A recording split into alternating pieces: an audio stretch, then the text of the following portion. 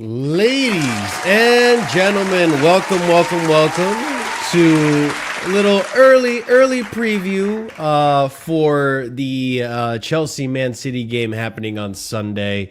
We got some pretty special guests for you guys today, and like always, before we get into today's show, before we get into anything today, you guys know what to do. Big up the chat, big up every single one who's here early.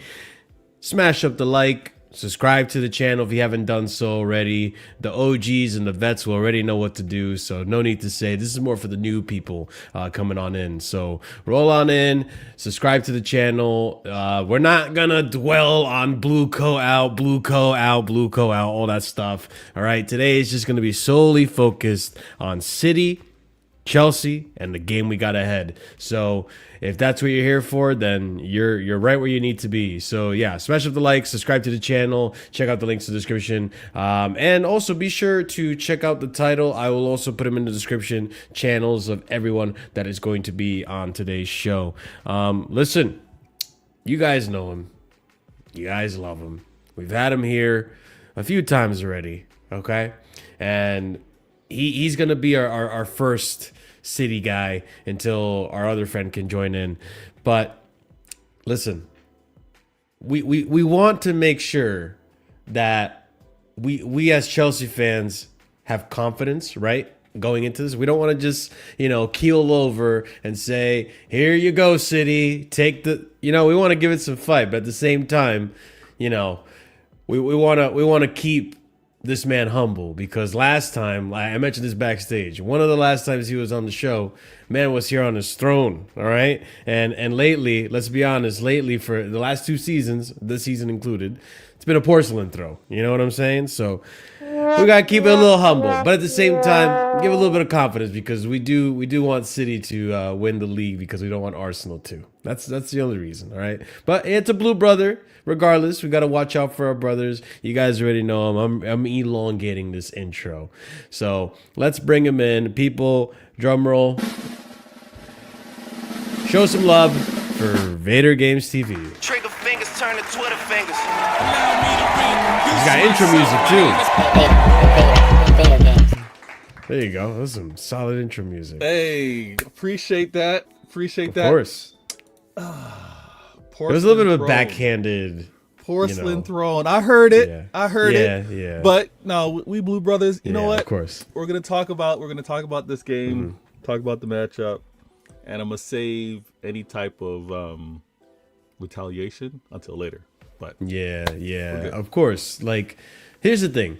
I'm not in a position to really chat to City fans about we know this, and hey, well, you got to play like this, and we're gonna beat you guys. Like, the chess isn't really there. So was there chess when we hosted you? Not really. No, not really. So it's still the same deflated chest. If anything, it's a little bit more deflated. But here's the thing. Sometimes when you show up to a game and you don't got the talent to go tit for tat, man for man, sometimes you got to play the dark arts. You know what I'm saying, Vader? Okay, yeah. So in this case, because I, as a Chelsea fan, you know, I could come at you 1v1. I'm going to have Tariq on here a little later. Okay. Both of you 2v1. I'm going to be outnumbered because skill by skill, you know what I mean? Like, it's going to be tough. So I'm going to have to dig deep, and I'm going to have to reach for the dark arts, which is why we also brought in a little extra guest here. Guys, you already know him. The Bridge Nation here with some dark arts. All right, chat, chill, chat, chill.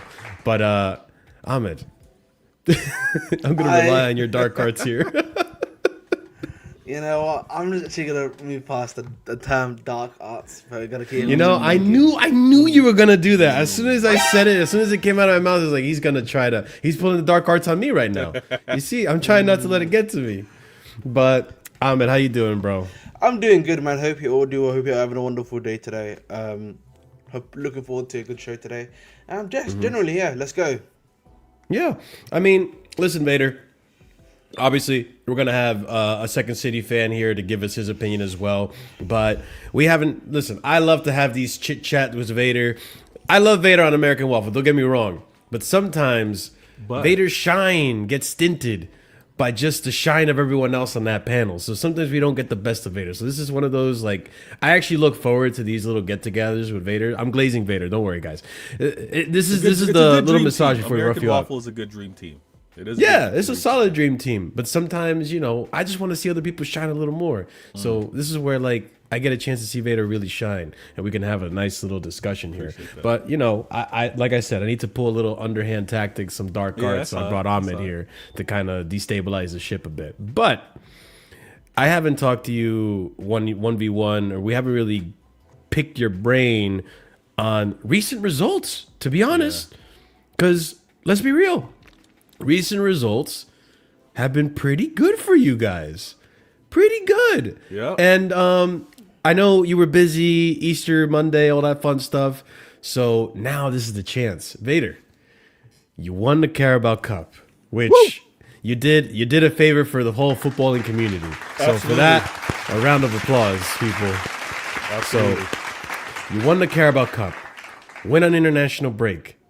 Arsenal was supposed to bounce back. They get bounced out, to be honest. But you stayed in, and not only did you stay in, you convincingly continued the momentum from that performance into Liverpool, where you beat them 4-0. Vader, the floor is yours, man. How are you feeling? Are we finally back? I like how you said we. I like that. You brought up a lot, and yes, the League Cup final. We can't really rewrite anything. People were kind of like 50-50. People were unsure of who was going to come out of that game, and they were talking about like mentality and who was going to have what. I was really happy with how we performed versus Arsenal because, again, we all kind of take our shots. We know that their fans are kind of boosting them up before they've even won anything, but they have been playing effective football. I'm not going to say good football. I'm not going to say great football. I'm not even going to say entertaining football. They've been playing effective football with regards to getting results. But how we made them look, what my manager's been doing, I can't complain. And then he took that same consistency and brought that to the FA Cup, playing against a league team. I was facing, again, they want to say City always get the easy draws. City's always sliding in these brown envelopes and got the easy. We had to face Liverpool. And my manager went back to back with regards to great attack plan. No one really had any complaints with the 11. And from a performance standpoint, we went 2 goals versus Arsenal, 4 goals versus Liverpool, 2 clean sheets back to back. And now I'm going to be facing another, the Pride of London, another top club in you guys. So I think my manager is kind of locked in. The unfortunate part is I wish we had this consistency a little more throughout the season. I mean, I'd be ridiculous to say I would have wanted it all throughout the season, because I think we would have ran away with it, because Arsenal haven't been that great and the point tally's not wild. But with Pep and the signings and the players out of form, he's found a really good formula right now, and I think we can keep that going. What I want for what we did in the League Cup final to stop all of this quad talk, right? Yes. We did our part. Another club didn't require City to do it. Another club, Southampton, did what they had to do to stop the treble talk, right? They went from quad talk to treble talk, and now I need to keep this momentum, and I'm sorry, guys. I need to keep this momentum against you guys. I do. But hear me out. I think there's still enough points out there that this one, if it was the beginning of the season and Ahmed was, you know what I mean? Ahmed was chilling. You guys were doing your prediction tables. I don't think many would have said you're getting 3 points at home versus City. I don't think many would have said that. Probably be comfortable to kind of write that off. Even at the times of Maresca. Us, we're going to have a tough matchup. I think you can get your points elsewhere and don't really need to like really hamper on getting these 3 from us. But we'll talk more about the game.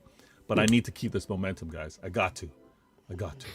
I mean, Ahmed, I kind of feel like I know where you're going to go with this. However, you could surprise me. From time to time, you do surprise me. How you feeling about this game, man? Not too positive, to be honest. I'm going to be... I mean, there's not really much to say here. I think at the end of the day, when you look at Alpha coming into it, if you exclude obviously facing I think it was a League One side in Port Vale. Port Vale, yeah. Port Vale. It's been quite poor. I think the noise around the club as well has not helped the situation out at all either, Marshall. Right? So True. There's a lot of stuff that's continuing on from there. You know, even some of the training videos we're doing and bleep tests. Oh, nice. Nice. You know what I mean?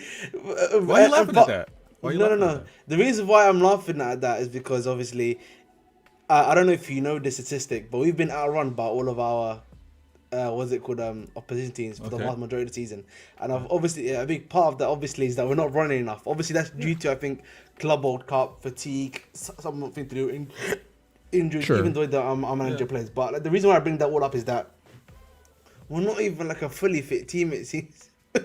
We need to do these extra things, right? Yeah. And the thing is, listen, yeah, I'm all for hoping that we can get something where, you know, we sacked Maresca and, you know, we got a bit of juice against Man City to get a draw. Shout out to McFarlane. You know, I would love to hope something like that happens. But I do just genuinely feel like, you know, momentum-wise against City, I just don't think that's going to happen. That's what it just comes down to for me personally. Yeah. I don't think it's going to happen. Vader, I don't know if you know this, but Enzo Fernandez is not going to be available for that game. Rightfully so. Suspended. Yeah, to an extent. I mean, my personal opinion, if you really want to get into the Enzo thing, I feel like he should have just been stripped of the captaincy, and then that's it. Like, we just keep it pushing. Because there's... when I'm saying is accurate, I think there's also... There's like a little bit of a conflict going on within the fan base and just Chelsea in general. Yeah. The players want UCL. I think they saw what Enzo did as a form of giving up.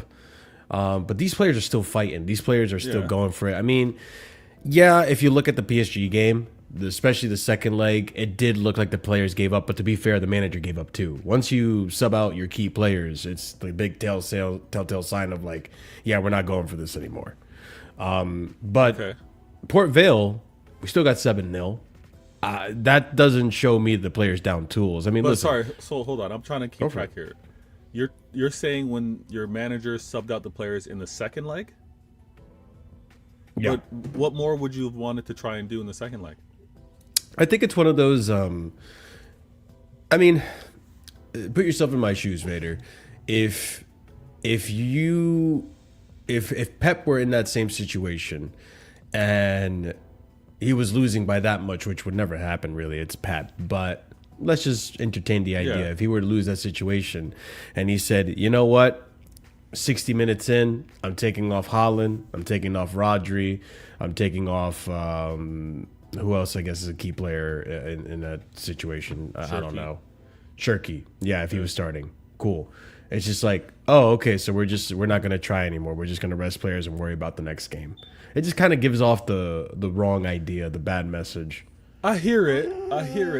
But I get it from a logical point. I get it, but it's just it just didn't feel good, you know. Yeah, I think it was more of club, or I should say team management. I understand subbing off those players and being like, you know what, we're not winning this battle, but we need to win the war, and the war was for you guys to play FA Cup following that, right? The war was for you guys to be prepared for the upcoming league. But the first leg was disastrous. I think that's probably what he was managing. This giving up part that you mentioned with regards to Enzo and his comments and stuff.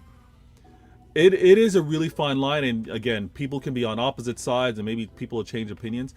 But managing a locker room, managing even like what's like team culture or player power or whatever that is, it can get really tricky. It can get really tricky where if you get a player talking either against the manager or against a club and its philosophy or its projection or its plan, not that it's going to be mutiny, but it can be very toxic. It can be and again, you're going to need people to be like, when we're looking for answers, if there's someone that's going to say this is what we're doing and we're going to listen to, people can't be looking at 3 different people.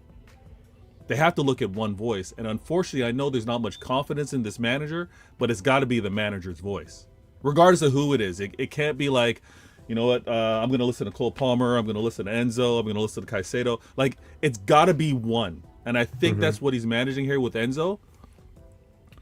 Some are saying he should play, even though what he said, he should have been stripped of the captaincy, he should still play. I think once you've said, and again, not to make this too simplistic, but whether you're, we've all been disciplined from our parents. If our parents back down on what they first said and make it a more lenient, why are you smiling, bro? It's over. You mentioned discipline. I was like, you just got PTSD. I just want to make it clear. Firstly, I can't confirm or deny if I'm a round envelope. Let's just put it like that. But I think just in regards to the Enzo discussion, I just feel like this had to happen, bro. I think for me, fundamentally, there's a point in football where, and I think we saw this, I think sometimes you can get away with it, right? If your players are such of an elite level and they sometimes do a bit of the weirdo stuff that we're talking about with Enzo right now, they can get away with it maybe because they're so talented that losing them is almost detrimental to the team. Like I think a good example of that, unironically, was like certain times where you had Terry, for example, having a discussion like, I might not sign with Chelsea, something like that. If I don't get them on, I'm gonna maybe look at my other options. Even Hazard, to an extent, could be an argument to be made about over Real Madrid, right? Sure. I think for me, it's also the way you handle yourself, right? I think the way you handle yourself, even the way his agent then handled himself afterwards, like, we're doing a renegotiation and stuff like that. And a lot of this has to do with the fact that Enzo really has no leverage when it comes to negotiating with Chelsea. He has 6 more years left on his deal.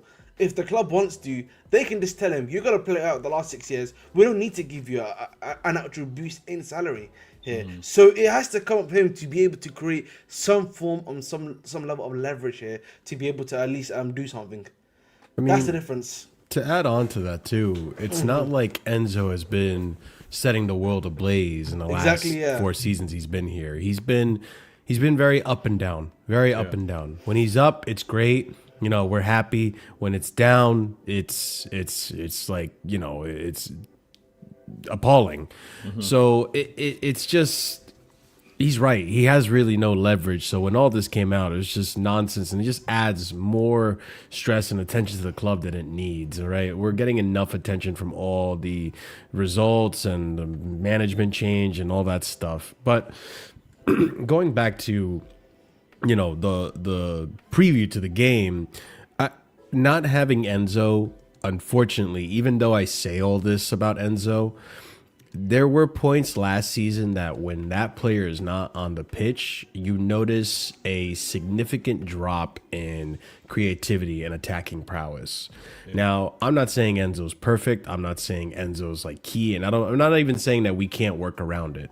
But it is to a point where the players are trying to fight for UCL, and I don't know what the full quote and the context of the quote is to an extent, but I saw a quote earlier today from Liam and his presser, apparently saying that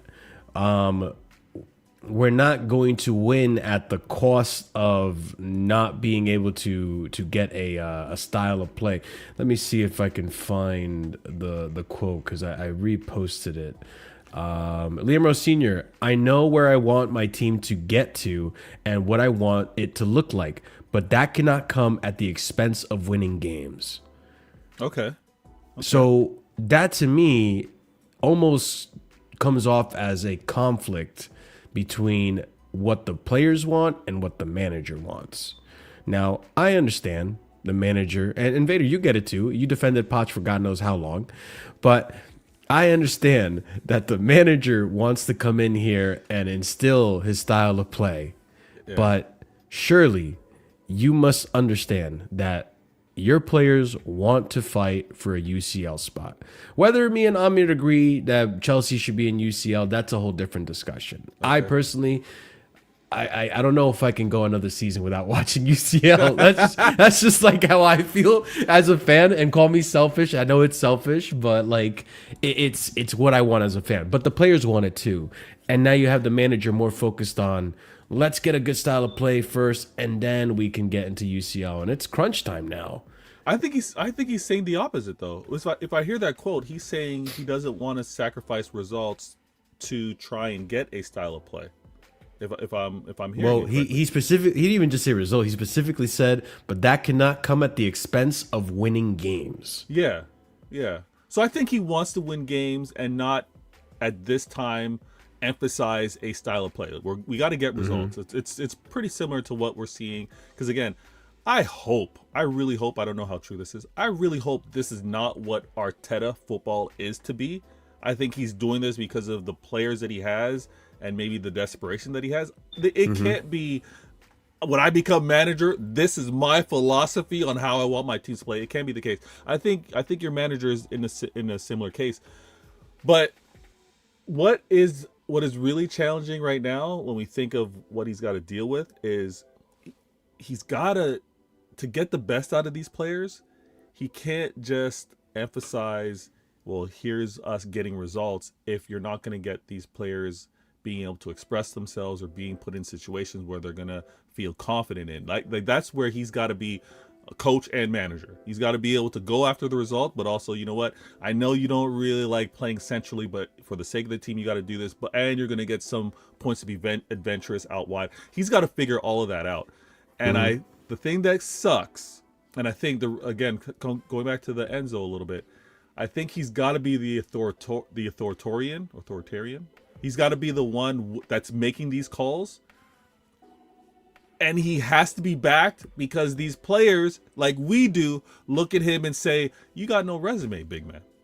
You got nothing. You got nothing for me to say. I believe in you, and I know you." So hasn't even been coached by Pep. At least Maresca had that working for him. You know, like so many get the, you know what? I'll give you a bly. I'll give you a benefit of the doubt because you were an apprentice under said manager. He doesn't even have that. So, you guys, like you said, can't have another season without UCL. I mean, I was going to ask you and Ahmed, you must have enjoyed watching your team play in the UCL this year than you did watching them last year. I know the results didn't go the same way in terms of trophies, but if we're going to compare what you had to witness watching last season to this season, you would all raise your hand and say you prefer this season, right?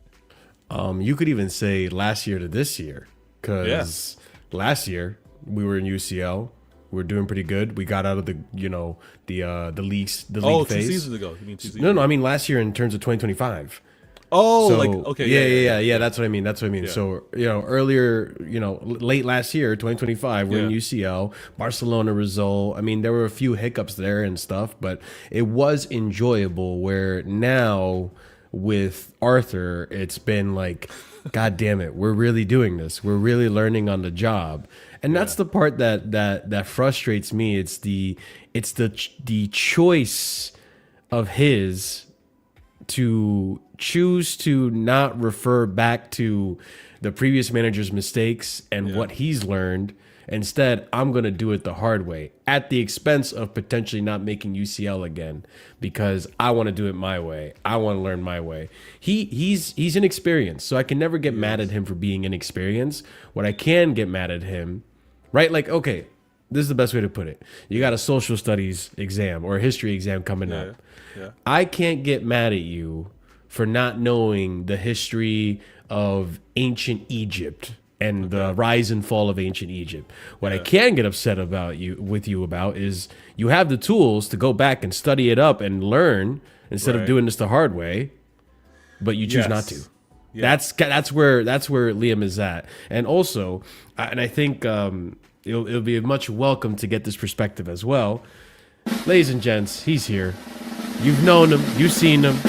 Give it up for Tarikpeterson, our other Man City rep here. Hey, what's going on with you? We'll give you a round of applause. We don't give you too much love. Yeah, the chance is here. Not too much love. What's going on with you? Appreciate it, man. Glad to be here. Apologies for running a little late, but that is what it glad is, to be here. Glad to talk City and this whooping we gonna put on y'all. No, I'm just kidding. Oh damn! I'm not gonna come with that energy. I'm just really glad to be here. Actually, Tariq, I'm glad you brought that up because Vader, I was gonna ask you. We're talking about the problems at Chelsea. We're talking about how you guys had two big wins on the bounce. Yeah. A Carabao Cup, and now people are saying, "Oh, it looks like City are back." That Carabao Cup injected them with the confidence to play ball again. Pep figured it out. You hear all these personalities. Personally, before I go to Tariq and ask him the same question, how do you feel going into this game?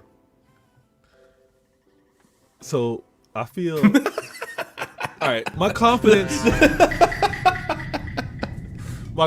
is kind of like twofold because there was that, I'm trying to wait and see. I'm trying to see what Pep's doing.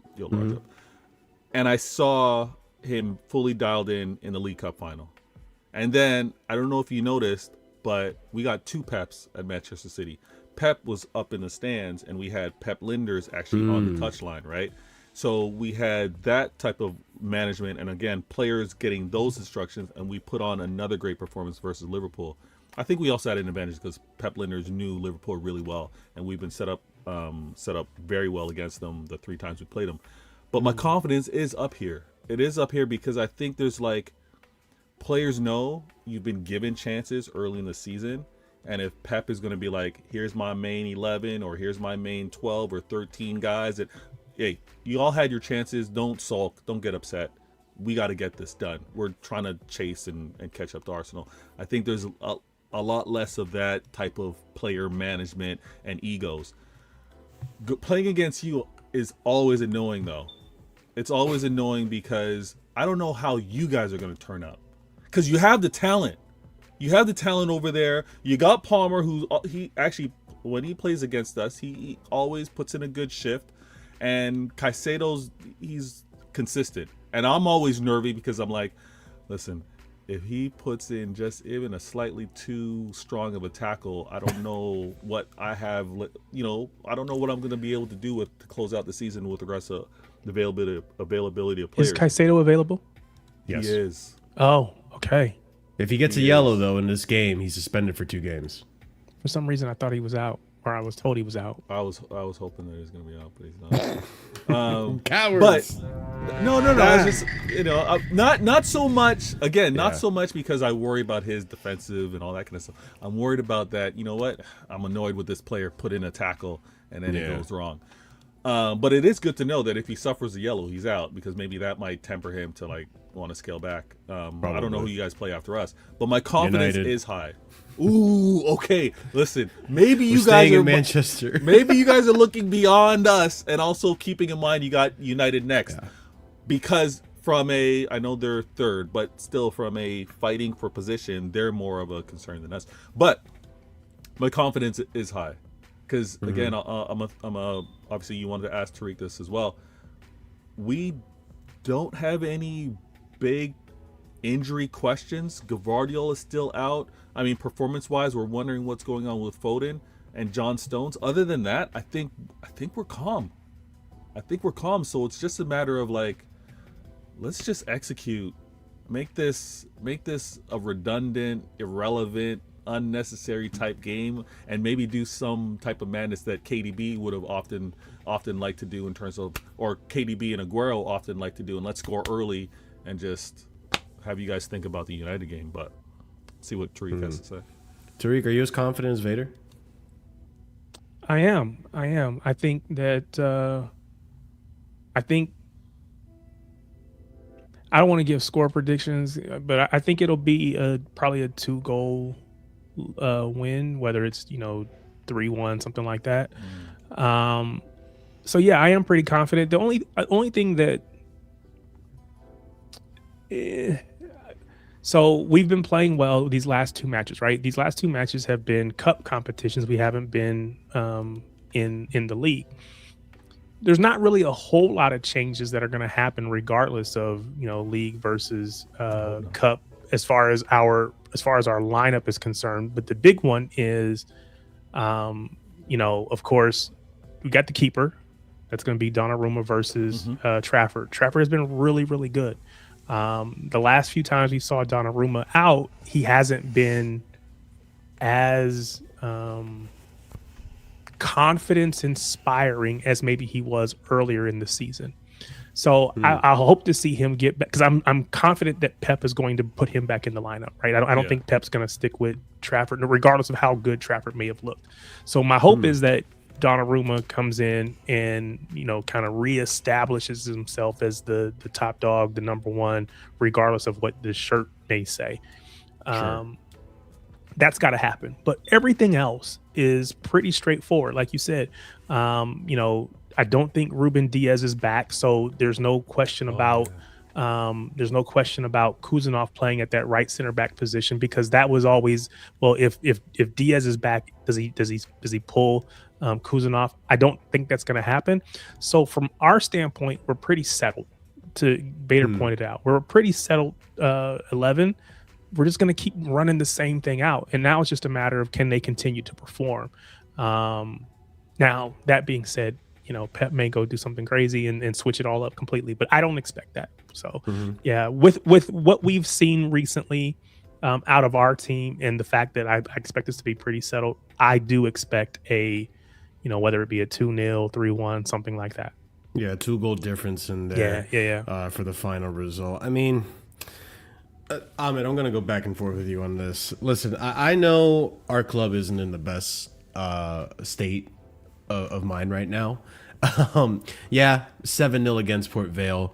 Listen, it's nice when you get the results that are expected, right? Who all scored in that game? Who were the players that all scored in that game? Tosin scored. João Pedro scored. Garnacho did not score. I almost thought he did. Who else scored in that game? Hato scored. A good amount of players. Esteval, yeah. Palmer got an own goal. It was going off target and then deflected Andre off Santos the as well. Santos as well scored. Like, I don't think personally, me, Ahmed, I don't expect to win. And to be fair as well, like, this is a very conflicting fixture because, you know what? I'll just be honest. It's all you guys' fault. It's all City's fault. That's what why. The heck? Yeah, it's all you guys' fault. If only Pep figured this out sooner, so that we'd be in a position where, like, I want to beat you guys.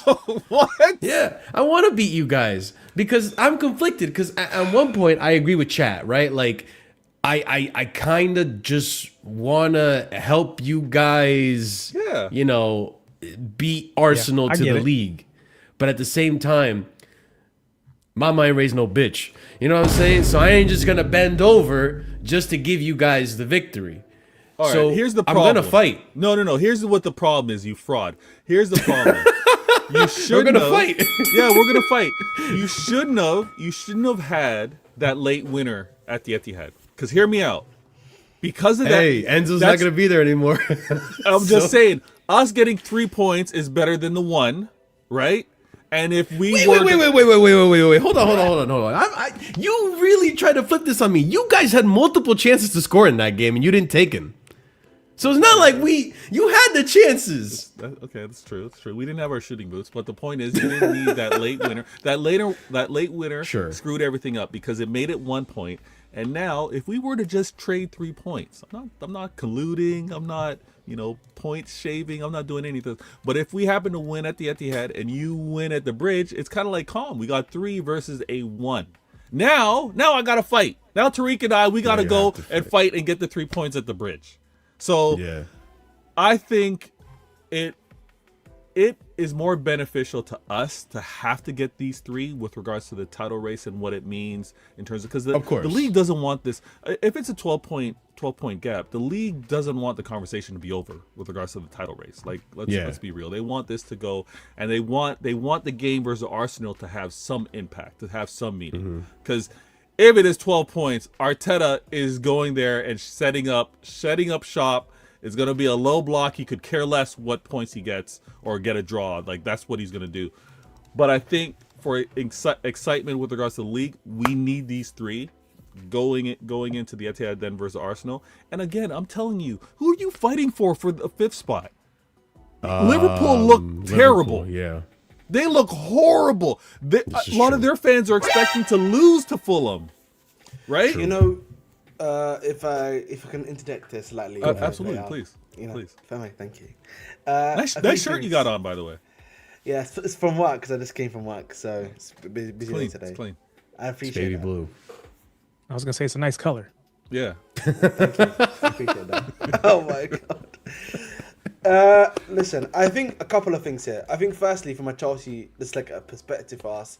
5th place is a lot more. If we lose this game, there's 2 to 3 teams realistically. If they win their games, right, they go above us. By the way, right, and we could end as low. I think let me look at this table. Actually, 7th to 8th place. We could look at it together. All right. Okay. You're currently 6th. 6 right now. We could go as low as I think it's 7th or 8th, if I'm not mistaken. Losing this game, I think Everton is one of them. If Everton win their game, they go. Yeah, you could drop to 8th place because Everton could move up and Brentford could move up. Yeah. Exactly, but they play though, so only one of them can. Fair enough. I didn't even know. Oh, great point. Good point. But yeah, so we could be. That strengthens what I'm saying even more. You guys don't need these. I love how you're trying to negotiate this 3 points. Just lay down, man. Just lay down. I think. Listen, For the greater good, man. Come on. I think. Listen, I look at that scoreline. Sorry, I just look at that, and I'm just from that perspective, and I then also look at the team's current trajectory, barring the Port Vale game, and Midfield or so. And I'm just like, this is a game where I feel like is an inevitable loss. I also think Rossini has not helped himself here in terms of the way he manages the big games, in my personal opinion. Right? Generally, he's not done well so far at Chelsea.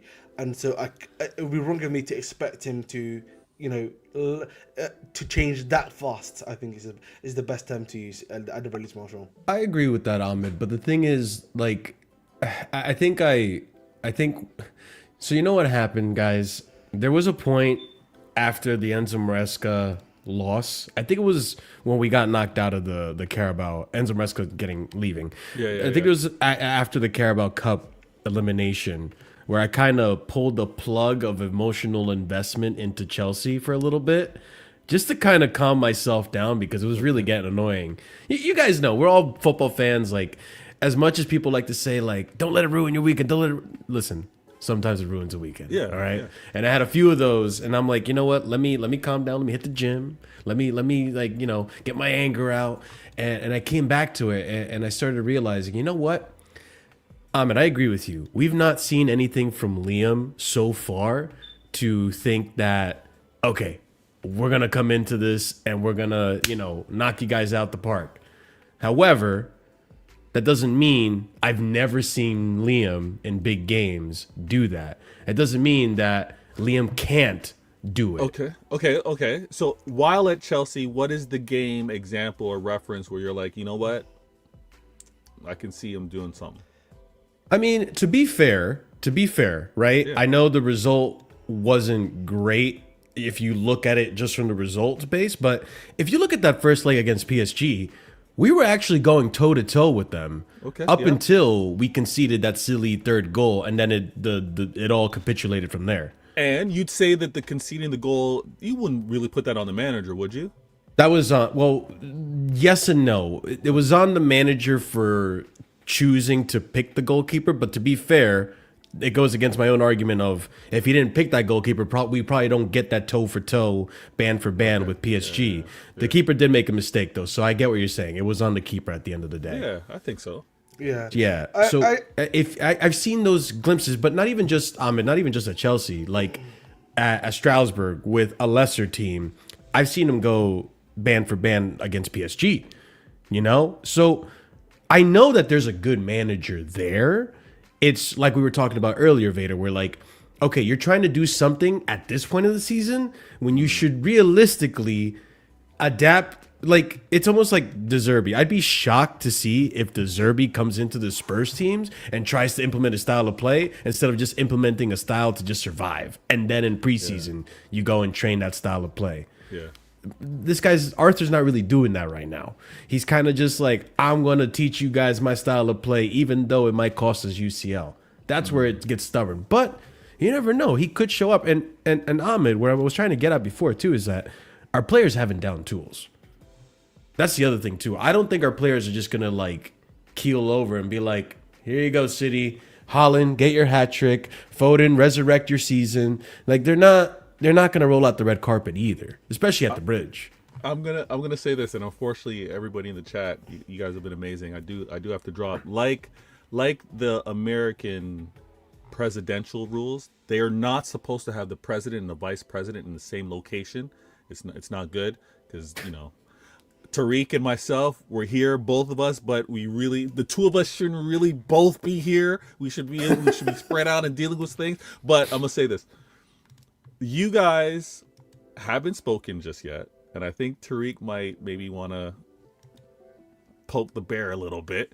But defensively, who would be the back three, back four that are supposed to contend against I think a good form Doku, a goal and assist Semenyo, and obviously a Haaland who got the firmware update and just had a hat trick. I'm curious to listen to that, but unfortunately I do have to drop, guys.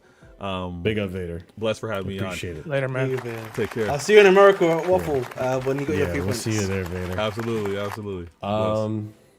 I you know what? I don't appreciate Vader asking that question because when he put it that way, it's like, you know what? Maybe I shouldn't be so confident. Marshall, where is this confidence? I know you talk about the players ain't gonna roll over and stuff like that. I think that's a fair point. I'll just add, I don't think the players are rolling over in some of the games we lost in that one either. So it's like, I think for me, I just think, listen, yes, the guys can play, but yes, the guys can maybe play with a bit of heart. Yeah, but heart ain't always enough when you're facing some of these big teams.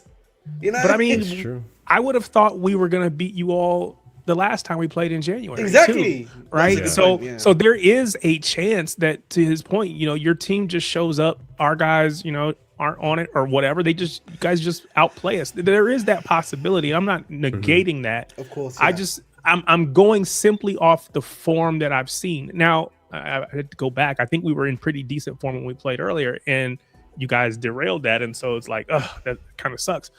But I mean, I do think, and I don't know who had to go back and look at the lineup in that match, but having the Haaland, Doku, Semenyo, Cherky, that front four is, that's tough for anybody. So I think if we run that back out there and just let that be what we run with for the rest of the season, I think there's some good things in store for us, but we just got to see it tomorrow. And again, coming into this, I actually thought that Caicedo was out, and I think Enzo's still out, so it was going to definitely impact your midfield.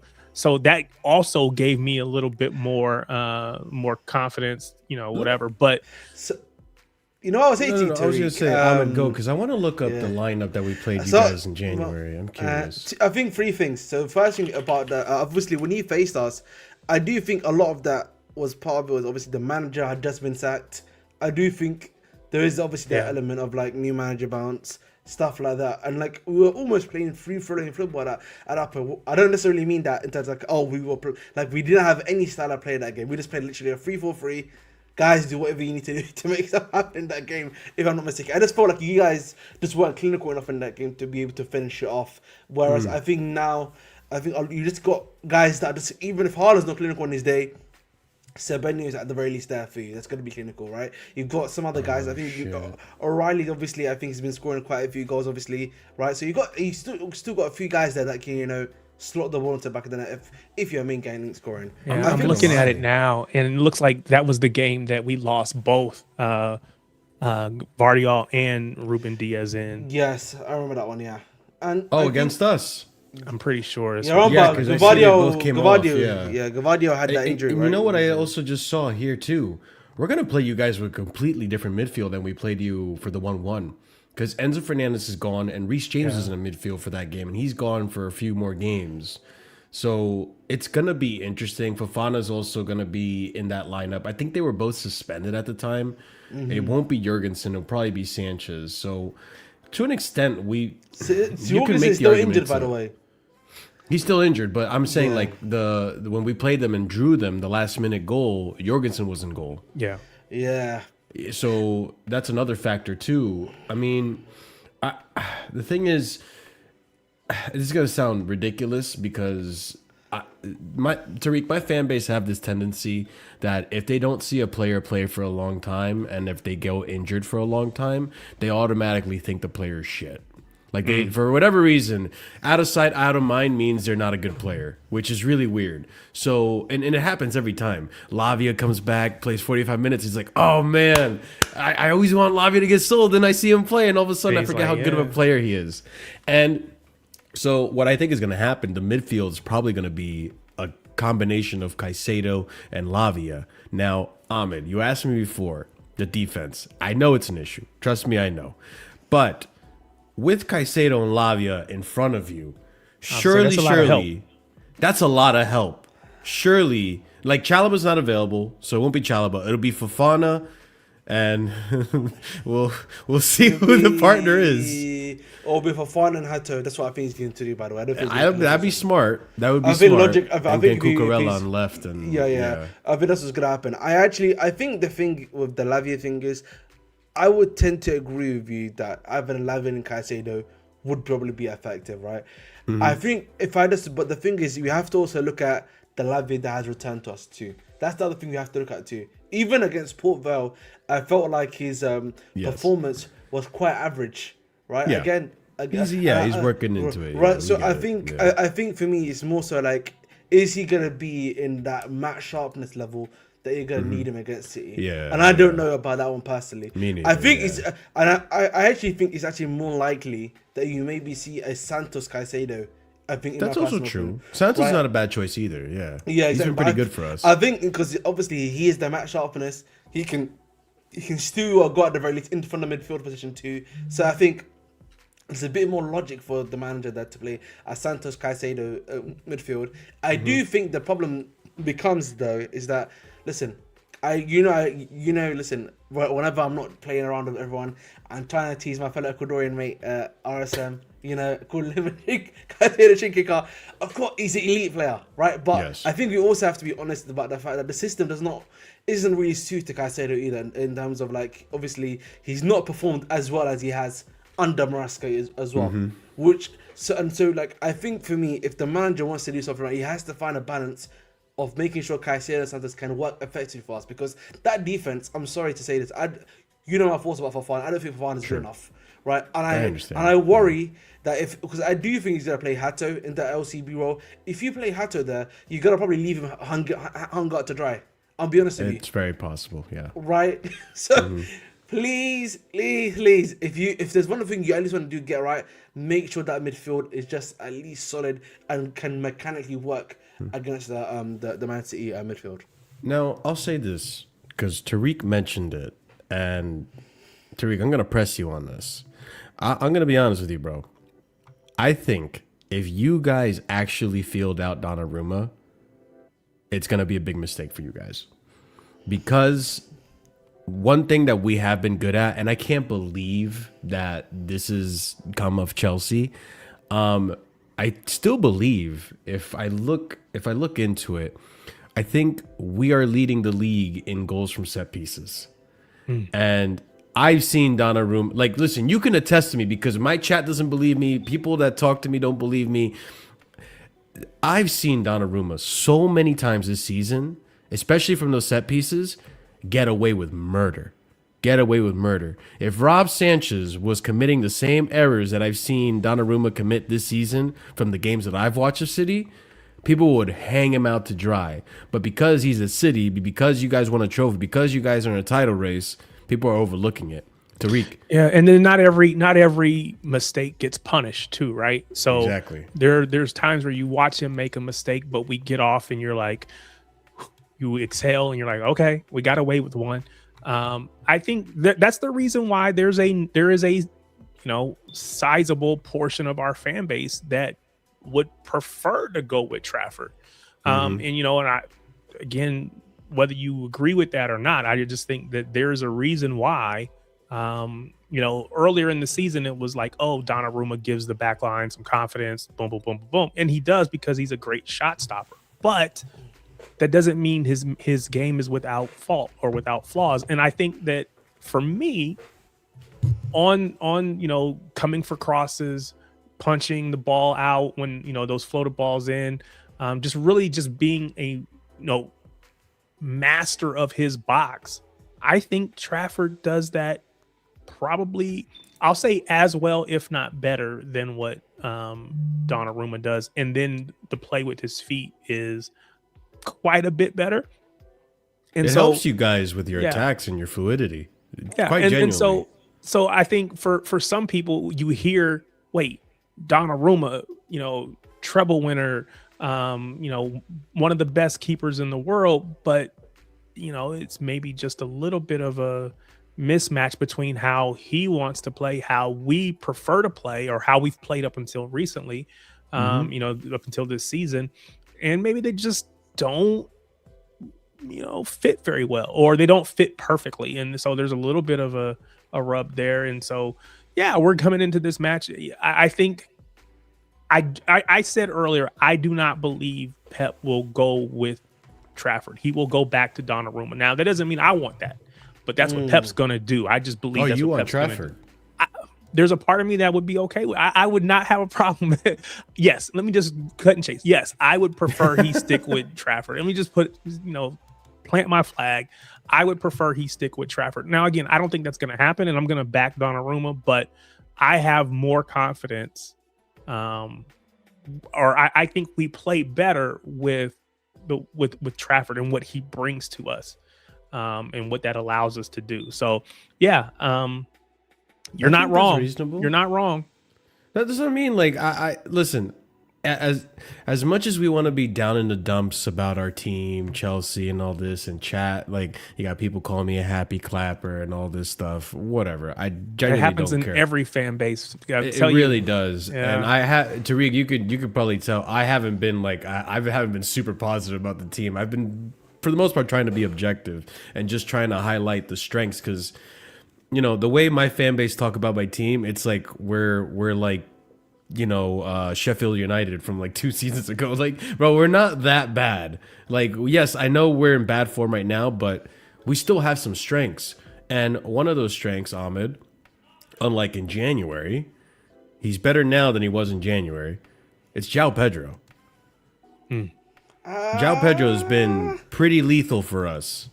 I mean, and someone said it. I don't know if you agree with this, Palmer. Not Palmer. Wow. I don't know if you agree with this, Ahmed. You'll see where I'm going with this. Someone even said that he's putting in a Palmer kind of season, which I think it's a little bit of a stretch. It's up there. I mean, it's not like it's not a debate, but some people are saying João Pedro for us this season is putting up a Palmer kind of season under Poch. Listen, I think that's a little too much, but I also see where it's coming from. I think, listen, in just like a few things here.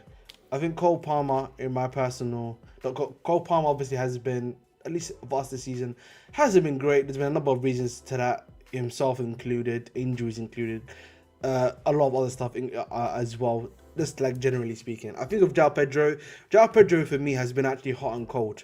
There's been part of the season where he's been in red hot form, scoring goals consistently for us. But I actually think, much like how he was in that middle to early part of the season, he is currently in that not goal drought. That's the incorrect term, but he's not been really in form for me, in my personal opinion, in terms of the stuff that he's been doing.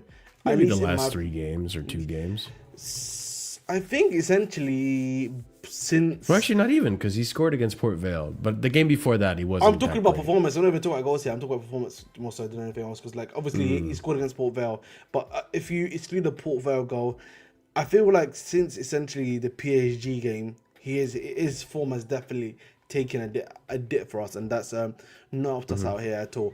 I think, for me, the question is going to be, is that Port Vale going to be the thing that a catalyst for us to be able to, maybe get into some form, get that confidence that maybe some people think the team doesn't have, and then obviously push on from there. I just don't know. Is this far-fetched to say? Like, just help me pump the brakes if I'm going too far. I don't think in 2026, all right, maybe Gyökeres, maybe, but I don't think in 2026 there's been a striker in better form than João Pedro. Well, in the EPL, I'm assuming, correct? In the EPL, yeah, in the EPL. Probably say Igor Thiago, probably. I'll say the other one I'm probably including in that discussion, no? Igor Thiago, 2026, I don't think he's been putting up that many great numbers. To be fair, they've had a tough run of fixtures. Actually, I could. You're talking about number 9s, right? You're talking about 9s. Yeah, number 9s. Yeah, number 9. Yeah. I'm including Ekitike in there. Ekitike's kind of been hot and cold since 2026. Haaland, he's been missing until lately. Yeah. Gyökeres has ramped up the numbers for sure, but I think even João Pedro's numbers have been better than Gyökeres since 2026. I can't. Welbeck, maybe you guys are funny. Maybe Welbeck, I don't know, but I think he's been so far the best striker of 2026 since the turn of the year. And I wanted to ask you, Tariq, because obviously I think your center back pairing is going to be Guéhi and Kusanov. Am I wrong? No, that's what I would expect. Yeah. Okay. I mean, Guéhi, he's good. I'm not gonna lie, he's a good player. I wish Chelsea got him. Are you confident with that pairing against the likes of a João Pedro? Pairing. I love that pairing.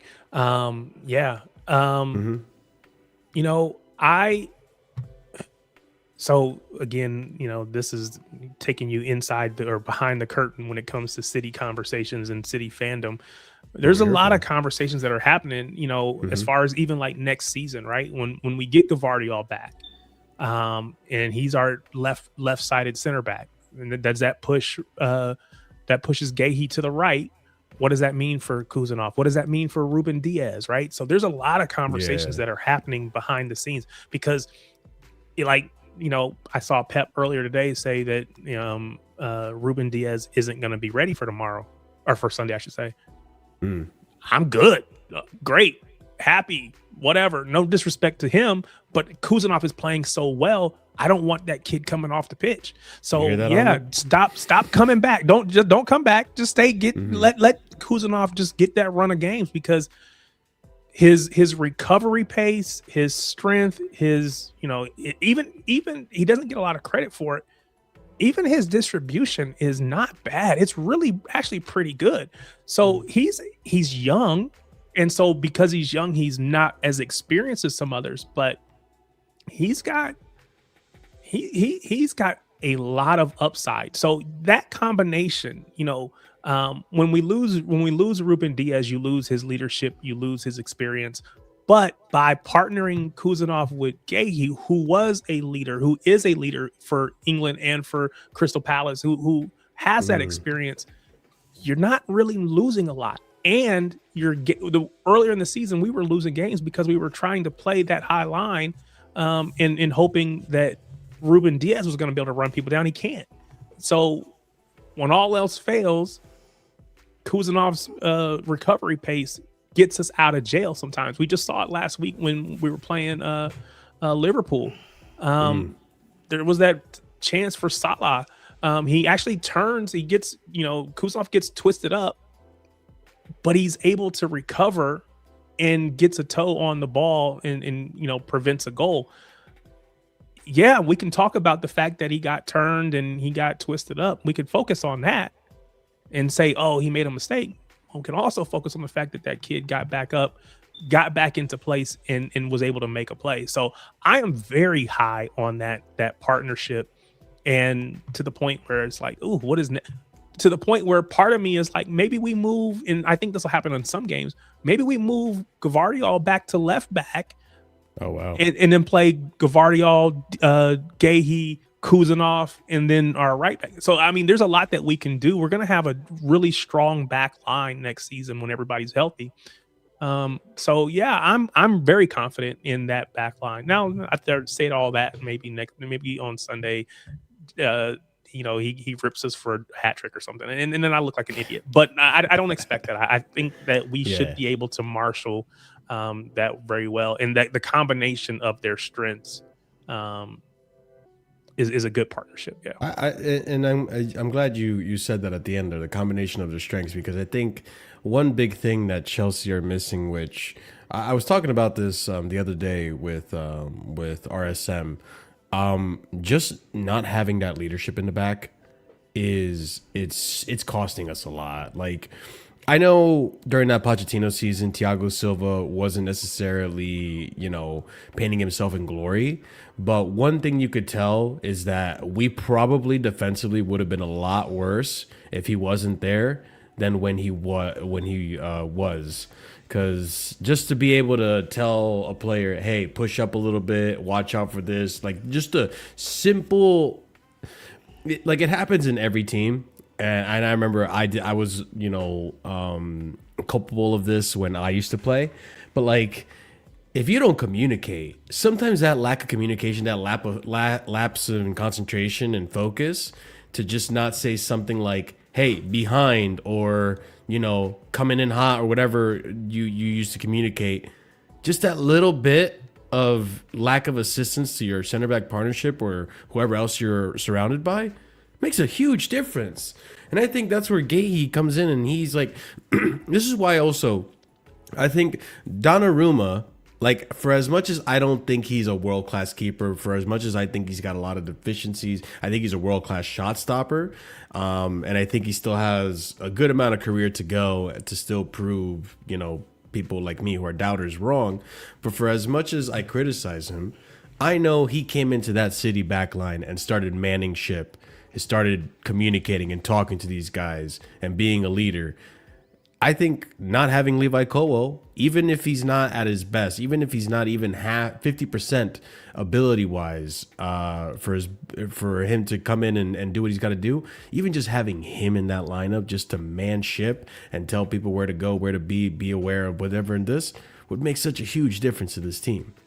Huge difference. And I think, Kusanov, listen, I think after the debut against Chelsea, what was it, 2 seasons ago or last season? It was last season. A lot of people wrote him off. But he picked up his head. He didn't pick up his head. He put his head down, kept working hard, and now he's showing the performantions. It says Rico Lewis is there sometimes too. Yeah, I think not O'Reilly really. too stepped up for you. I don't think so. Rico- Rico's better. yeah. I've seen better. Sorry, you can go ahead. Man City. Oh no, I was gonna say Rico Lewis really isn't. As long as Mateus Nunes is healthy, he's going to play on that right back side. Yeah. And quite honestly, if he's not healthy, then he'll probably put Kuzanov out at right back and then put Diaz back in on the right center back side. So I don't anticipate seeing Rico Lewis probably for the rest of the season, and most likely he's going to be out at the end of the season. So yeah, it's Mateus Nunes, who is having another exceptional season, and the for all the people who talk about Pep not coaching players and not making players better, Nunez last season, especially early of the season, and Nunez this season, night and day. Dude is he is truly one of the best right backs in the league.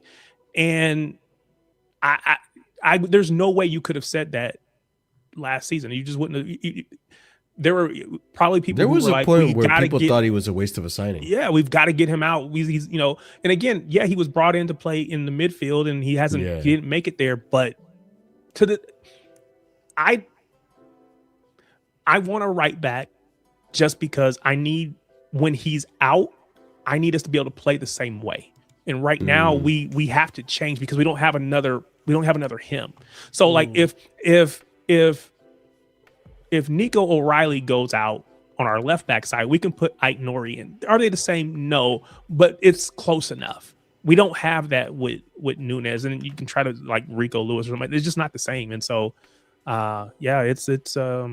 he's been exceptional on our right back side, in my opinion. Now, maybe people will feel that that's too strong, but I mean, I definitely do having Reece James on my team, but that's besides the point. Well, no, but because Reece James is one of the best in the world, right? So and again, outside of once Kyle Walker left, I would have gladly have taken Reece James if he could stay healthy. Yeah, of course. And he's actually done pretty well at that this season. So there's no denying that.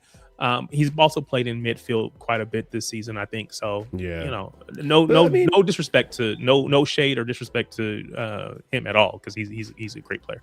No, of course. And listen, I think I speak for all of us. We grew up in a time where if you're a good player, you could play wherever position. Doesn't matter where you play. So if you're good, you're good. But I like that you brought up Mateus Nunes, because I think the other X factor that has been so good for you guys this season, and listen, I love to see it, and I believe in this kid's ability this season more than I believe in the hype of Kirk's last season. Nico O'Reilly, man, what a player! This guy has really stepped up for you guys. It's insane, and I don't know how Pep does it. Crazy. Yeah. Is he shoehorned in now? Is he just like gonna be your left back? Like, I mean, there are games where he's played at left wing, oddly enough, or was it midfield? He played in midfield. He played in midfield alongside Rodri, or maybe a little bit forward of Rodri, for I don't know how many matches it was. It was probably 5 to 10 matches in a row, to the point where I was thinking he was going to put Nico Gonzalez alongside Rodri, and instead he moved Nico O'Reilly there, and that corresponded and coincided with Ike Nori and him really thriving. So we have a lot of options, but if you're asking me who's the first name on the team sheet as far as the left back is concerned, it's absolutely Nico O'Reilly. His combination of skill on the ball, physical size, and just his physical attributes make him like a matchup nightmare. Is he the fastest? No. But he's got enough pace to keep up with, most on that side. Exactly. And he's strong enough that you're not going to bully him. And so, he's a kid, man. That's crazy. Yeah. He's a kid. And just to think, what was it, last season or no, the season? Yeah, I think it was the summer before last, I guess is how you would say it. There was the talk about him potentially, Chelsea wanting him and whether we were going to sell him or, whatever. Because again, we've sold so many of our young players. And man, we would be crying right now if this kid was doing for you guys what he's doing for us.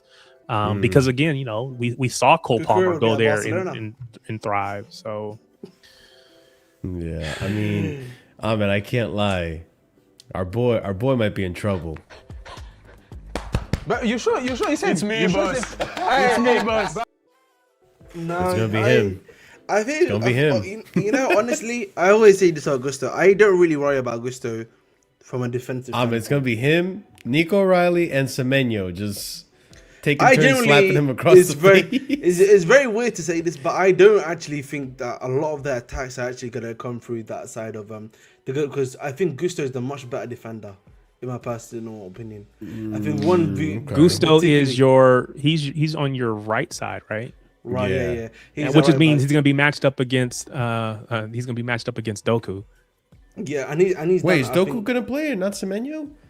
Semenyo's going to play on our right, so he'll be against your left back, and then he'll be against Doku will Kukurea. be on our left So where side. the hell is Cherky gonna play in the 10? He's going to play in the 10. Yeah, He'll play yeah. centrally. Oh, okay. I thought they've been Yeah. playing it Yeah. more. Oh, That's so how he we've just been playing. completely That's gave how up we've on been Foden. playing these last two Yeah. matches. Now okay, again, yeah. we'll see what Pep runs out there because Pep is. Is Gusto out, by the way? Sorry, I think manager said Gusto's out, so he might not be playing. I don't think Gusto's out. I haven't heard anything. I know, less like I know he had like I know he If didn't it's play. Josh, that gives me more confidence, but I don't think Gusto's out.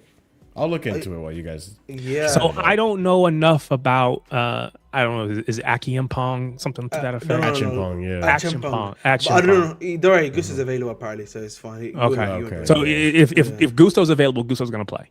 Yeah, I Probably. think Gusto.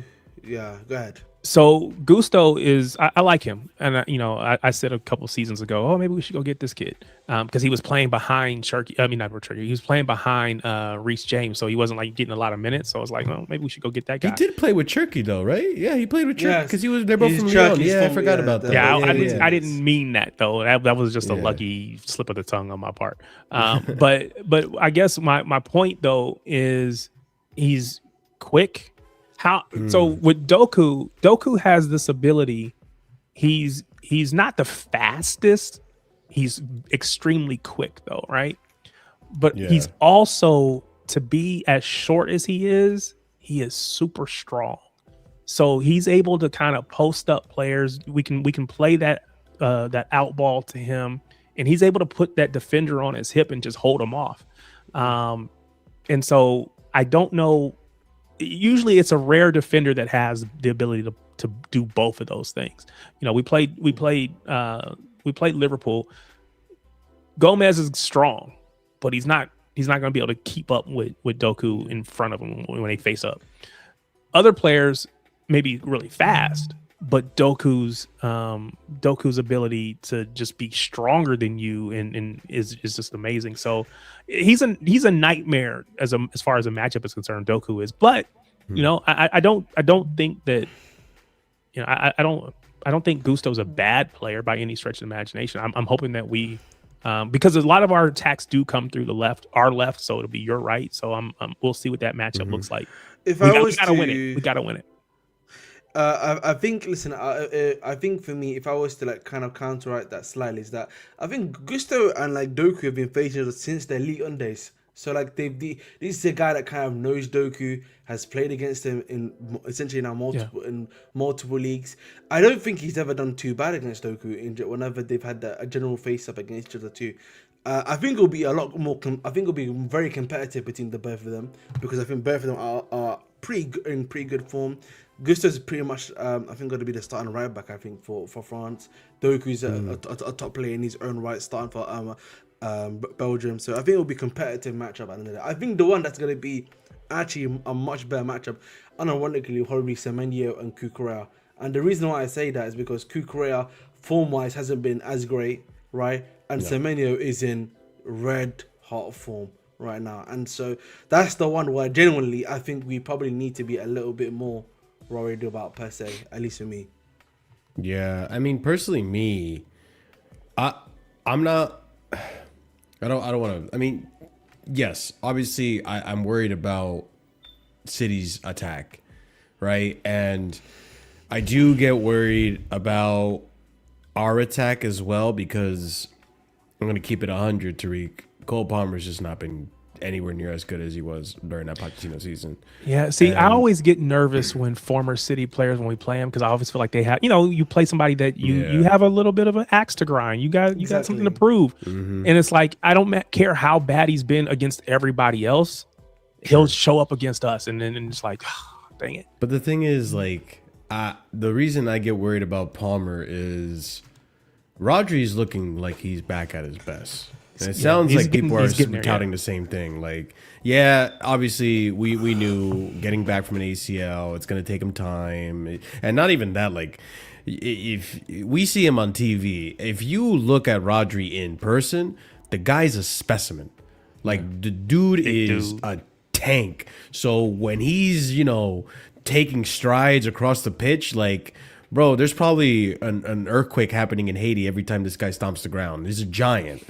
But what I'm getting at with him is that like he's now getting back at his best, and I'm kind of worried that he's gonna lock up Palmer in a lot of our attacks. But even then, before I even get into the Rodri aspect of the game, Shirky, I've been saying it since the beginning of the season before he even kicked the ball for City. This guy is elite. I even had shouts of him being player of the season. I think that's gonna, listen, people laughed at me when I said it too, but I'm gonna say this: like if City end up winning the league and maybe even get another trophy in there, like, you know, I guess the domestic treble, which that'd be insane. That'd be an insane turnaround for City from where from going from where you were, from going from 12 points behind to end up flipping it over, winning the thing, and then actually getting an FA Cup in there. But I think if that all happens, Cherky comes out of the season player of the season, because he's just that phenomenal of a player. And it's really hard to argue it. I mean, there's probably other contenders too. You could look at Bruno Fernandez potentially as well and what he's done for United, but Shirky's in that conversation. Now, that's the guy that scares me more than Erling Haaland. I'll be so real with you, because just what he does on that ball. I think so. Yeah, Shirky is amazing, and I probably feel like I'm glazing all of our players, but Shirky is amazing. City fan. And I think Pep did with him, like he does with most players, is he tries to take you along slowly, right? We saw in the beginning of the season where he was injured, or I don't know what, but he didn't play for a little bit. He came back in, he played for a little while, then Pep took him out and he kind of played him sparingly for a little bit. And now he's back where, again, these last two, I could go back to see if it was how many matches before that, but now he's starting to play him consistently, and he's not putting him out on the wing anymore, where he started him at the beginning of the season. He was out on that right-hand side. He's playing him through the middle because, again, he's got Semenyo out on that right-hand side now. So sounds like he trusts him more too. To put someone in the middle, that's a big amount of trust to put on a player. I think there's no denying that this kid is exceptionally talented. He's got an ability to pick a pass. Of course, we're all excited about just the joy that he plays the game with. His willingness to take risks that, quite honestly, a lot of City players don't take those risks. And part of that is because you play for Pep, right? You've been taught that, hey, this ball is the most important thing. Don't you dare lose it. And so sometimes if you're not careful, that makes you overly cautious. This kid is just super, and again, maybe it's just because he's just new to the system, but he is so confident in his own ability that he still makes those plays. And, I think that is part of the key to getting Haaland back to his best. You asked about would Shirky be player of the season? I just don't think that. I think the numbers for Haaland, if we go on to win, let's say we win out, the numbers for Haaland are going to be at a point where I don't think that you can go anywhere else if we were to go on to win it. I think that would be enough, because Shirky's going to be creating for Haaland. So I think this kid's future is insane. It's super bright. I think to a certain extent you kind of get lucky with certain picks, because again, we were all in for Verts. And oh my god, I forgot about that. Yeah, that didn't happen. That's how that saga happened. And so then when Verts decided he was going to go someplace else, we were decisive and moved quickly on to get Shirky. That was always our issue in the past. We identified a player, Declan Rice being one. We identify a player, that too. Jude Bellingham. We identify a player, and then we're putting all of our eggs, quote unquote, in that basket. And this time around, we had a new sporting director, Viana, came in. He was working alongside Cheeky, but he was kind of taking the lead, and he just plays it differently. You got a chance to come, and if not, I know exactly where I'm going for my second choice. And he moved quickly and decisively and got Shirky in to the point where the the production versus price comparison, oh my God, it's insane how much more productive he has been over Verts, and also cost a fraction of what Verts cost. We got lucky. Let's just be honest. We got lucky. I think I disagree. I think for me, I've always personally wanted what's it called, Cherky at Chelsea personally. Same. I've always been of the view, whenever you get guys from the league on, I just think generally speaking, they are able to integrate much better into the league, because I think both leagues are very similar, and I think that's something that I think has helped. I think Cherky in terms of like him being able to settle a lot more easier, and actually, and also you have like a world class manager in Pep. Like I think those two combined have just helped him do what he's been doing at Man City. Obviously, barring the time he's been injured at, in my personal opinion. At the very least. And Tariq, I disagree with you. I don't think you guys. I think I'm even gonna lose this. I don't think you guys got lucky. I think it's a result of you guys having good recruitment and team building. Because that player was always good. Like we were linked. Chelsea were linked to Cherky 2 seasons ago.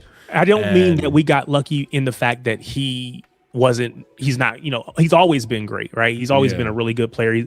I think we got lucky that, quite honestly, Verts decided he wanted to go to Liverpool. And so then it forced us to move to our second choice. If Verts says, yeah, I'll come to City, we don't move for Cherky.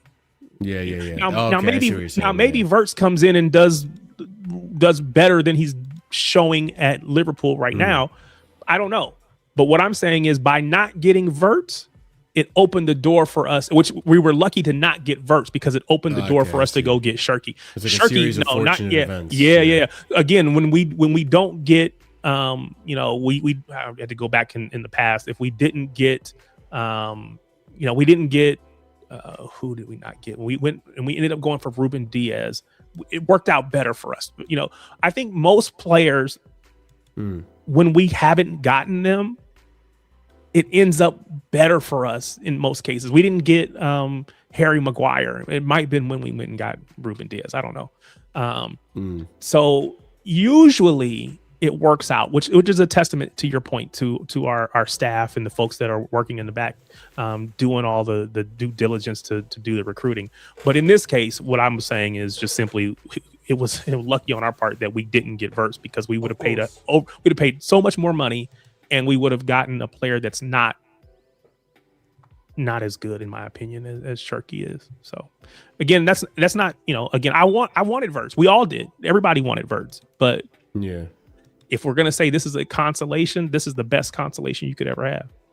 Well, yeah. I mean, it's almost like the consolation is bigger than the main prize. Yeah, exactly. Yeah. Yeah, because like I can't lie, like Verts, he's been better so far this season. He hasn't been anywhere near the price tag he came at, obviously, but he's been, which is why I don't ever disrespect him, because I know I wanted him because I thought he was going to be a really good player. I think there's still a good player in there. It's just a matter of, the system, the manager, the players around him. They got to get the best out of him, and some of that changes.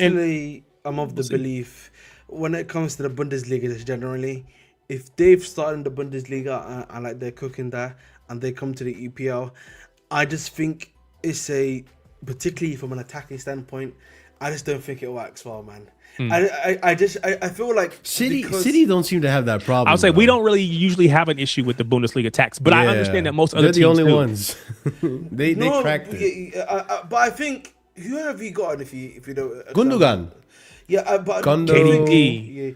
I think okay, like if you look at, but the thing is, KDB, for example, I think at Chelsea he was put into the wrong position before he obviously left, right? And I also think he was of enough quality where he's been in the league before. He knows what he has to do in that sense.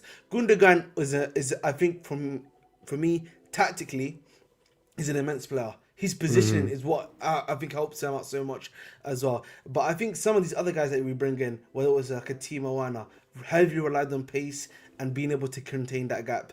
Obviously, Havertz is an interesting one, because I feel like he's not really reached his level, in my personal opinion, either in terms of that. But he's decent. I think he's one of those ones where I'm like, he's 50-50 at the very least. But either way, Marmouche as well. Good player. So we got Haaland from there. Haaland was always going to be a hit, man. He was guaranteed it. But you have people who said that he's a League Two player or this, that, and the other. Was it the other? I won't say his name, but I think he's a Chelsea fan too. Talking about it's a disrespect to think he's going to come in. Rory Jennings, I think is his name. You can talk shit about him. Yeah. We don't like It's just to say, it's a disrespect to the league to think he's going to come in and do. He's going to get 15 goals or something like that. Dude, what are we talking about? Marmoush has not been. He's been okay, but I would. He's somebody that I would look at and say, we probably didn't. He doesn't get to play enough to really be what he could be. He's done well in moments. He's destroyed Newcastle. I don't know what he's got against them, but so he's one I could look at and say, maybe not as good of a hit as far as coming out of the Bundesliga, but for the most part, rest of our players have done pretty okay. So before we get into the predictions, I do want to ask you, Tariq, do you feel now, and this might be too early to say because it's only been 2 games, do you feel now that you guys are finally found that formation, that tactic, that style of play to finally go and be how City used to be? 14 games, 20 games on the trot, www, making your own website pretty much with all the W you guys are putting in there. Do you feel like you finally Pep's finally turned it around and, okay, we can actually do this. We can actually win every single game from here until the end of the season. I know you have a tough run of fixtures. I am well aware we have it tougher, but hey, I'm not going to do a struggle battle here. But you guys, you look at the fixtures you have, and personally me, I look at them and I'm like, oh yeah, City can win this. As opposed to me, I'm like, I don't know about, against City. I think we might lose. So, how do you feel? Like, do you feel like it's finally clicked? Yeah, so these next 2, we got you guys, we got Arsenal, of course, back-to-back matches, back-to-back Sundays. And then it's, Burnley, Southampton in the Cup, Everton, Brentford, Bournemouth. And I think Bournemouth is the last match of the season. So that's our run-in, right? So it's not going to be easy. And they're all going to be competitive matches. I do think that this is the lineup. Now, to be fair, I thought that earlier in the season when, we had Nico O'Reilly playing in midfield, we had Ait Nori at the left back position, and we had won like 3 or 4, I don't know, however many in a row. I had to go back and look at the schedule, but so I kind of thought it was after we played Liverpool. We beat them December period, right? Yeah, we beat them, I thought we had turned a corner, and then we start playing with the lineups again and change stuff up, and then we go and we lose here, lose there. So I think that this is probably the best lineup that we could run out at this point in the season, and I hope that Pep so if you ask me what I want, right? I want Trafford back in net, and then I want him to just leave that lineup the rest of the matches. That's our starting, and of course you make adjustments and subs as the game progresses, but that's what we would start with every match from here to the end. Pep's not going to do that, but I think that, yes, I think he's finally found what works. We got Semenyo in January. We were playing him in like a 10, didn't really know his best position and trying to figure out where to play him. We didn't have Doku in, so we were playing Marmoush on the left. I think we finally have it figured out. So yes, if this season's team is going to go on a winning run, it's got to be now. This is the team that's going to do it. So yeah, I think we could. I definitely think we could, but it starts on Sunday. If we don't, so any chance, and when I say this, I don't really expect us to win the league, right? Arsenal are so far ahead; they should absolutely win this league. If we beat you, and then we go and we are at home against Arsenal and we beat them, I think that piles pressure on, and we definitely have a chance. But we gotta win Sunday. None of this matters if we don't win on Sunday. Yeah. So if we lose on Sunday, then yeah, season's over. With the exception of going on and trying to win the FA Cup. So if we can come out of this season with 2 trophies, great. If we can come out of this season with 3 trophies, oh man, that would be a crazy. Historic turnaround. I'm not gonna lie. Like, it might not, obviously with context right now, it's like, damn, like City turned it around, but you could also make the argument like, damn, everyone else really sucked this season. Like, that's what I've said. Season. I've said that about Arsenal all along. We should not even be anywhere close to this trophy. At all.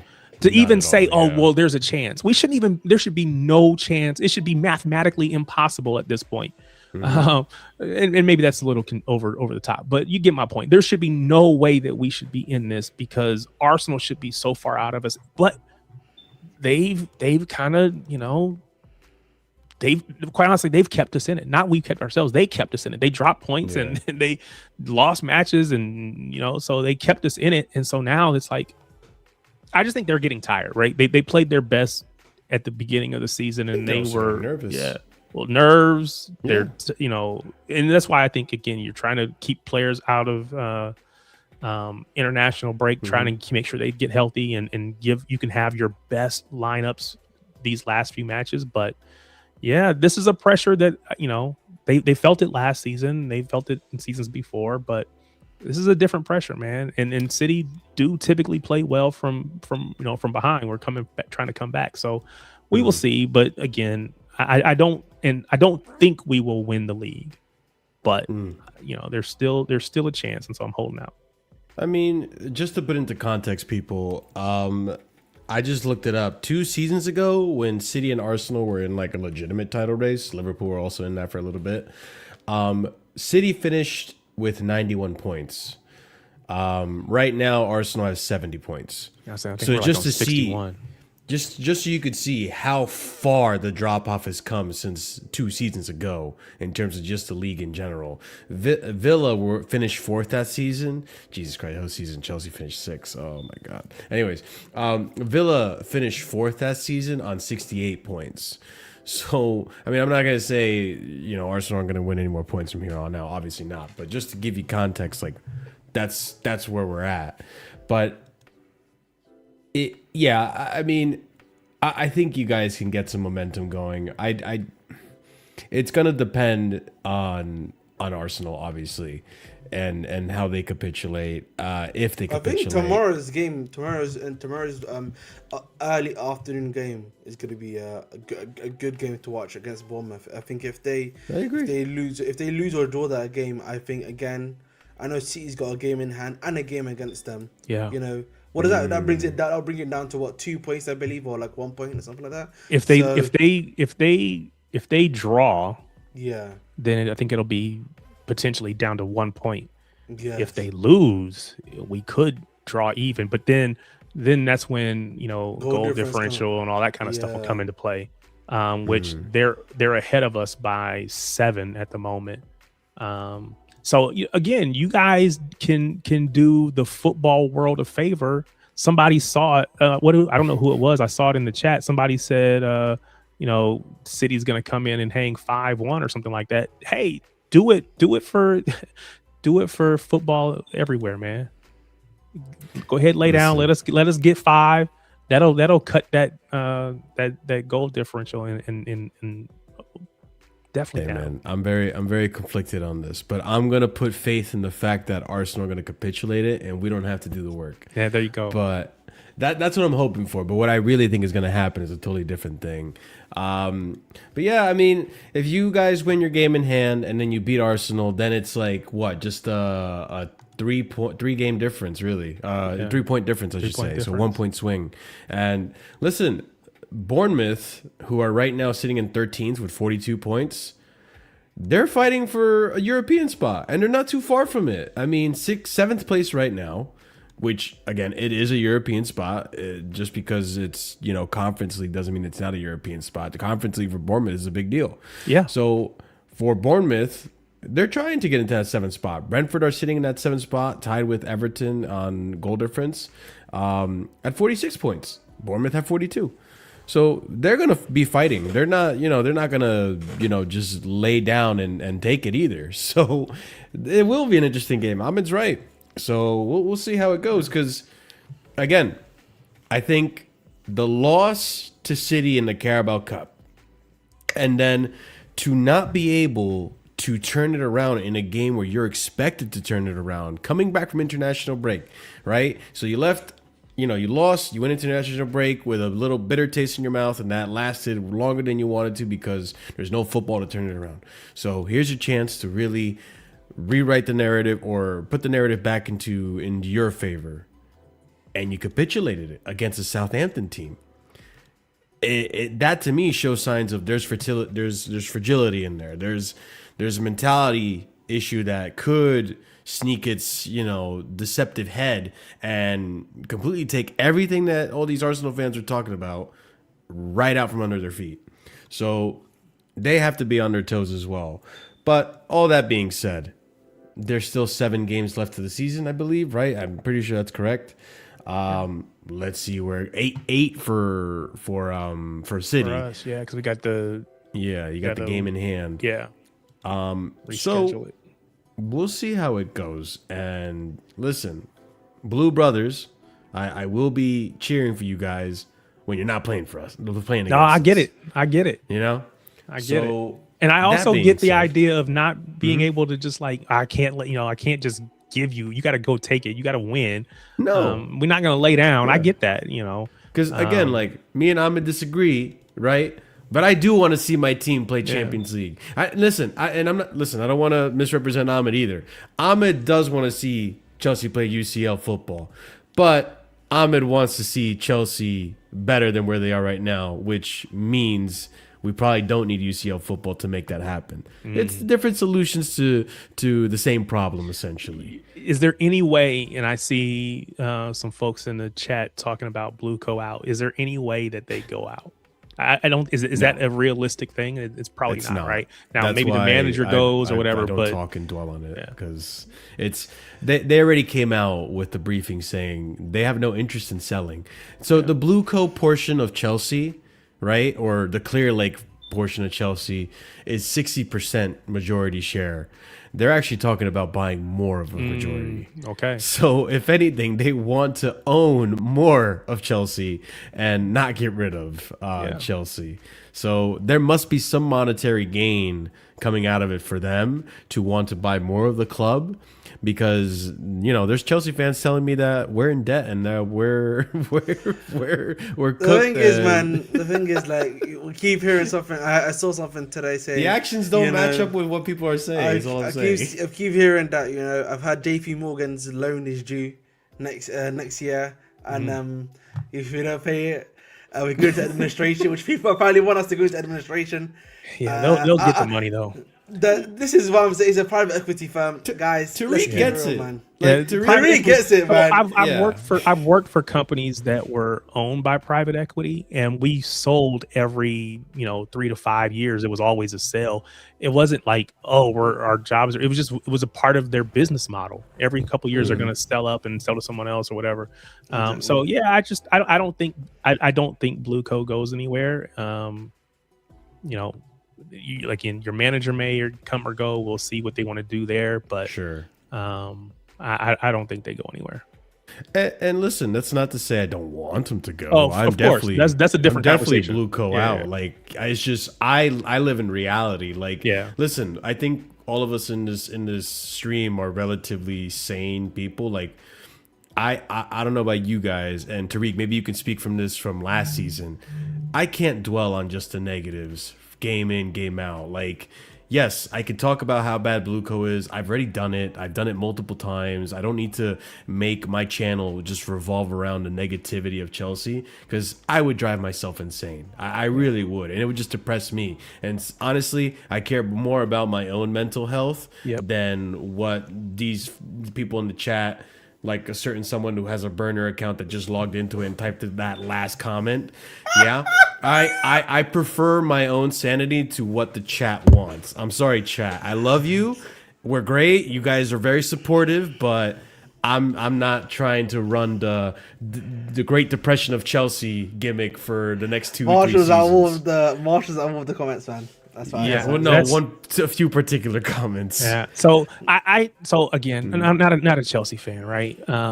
But that last comment, you're not proper Chelsea then, right?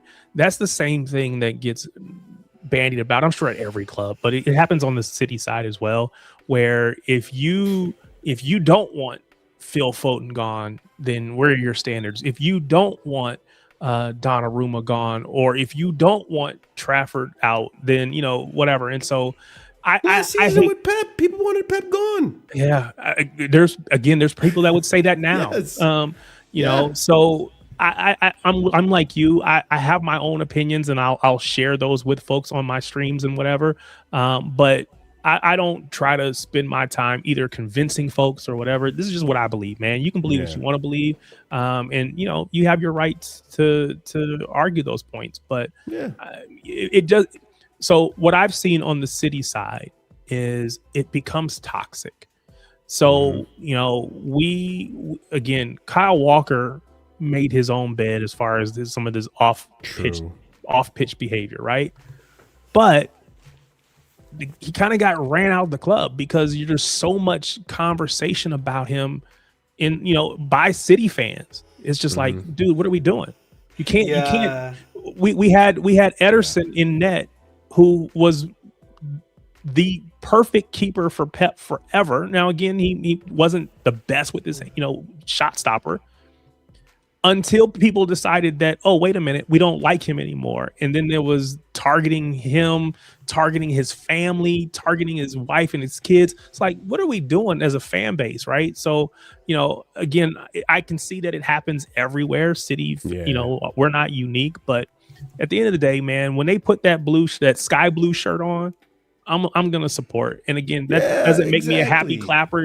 I don't think that everything is great or wonderful, but at the end of the day, I'm a ride or die with City, and so it is what it is. Exactly. That's where I'm at. Because at the end of the day, like, and you guys will agree with me on this. We live in a time now in football. It's a very unique time in football where we have so much more access to information than we used to way back in the day. Before Tariq had rich owners came in and buy the club. You know what I mean? Yeah. Like, it was a time where we didn't have access. That was before I was a football fan. So I don't know those days. But I do try to. But I did try when I became a City fan, right?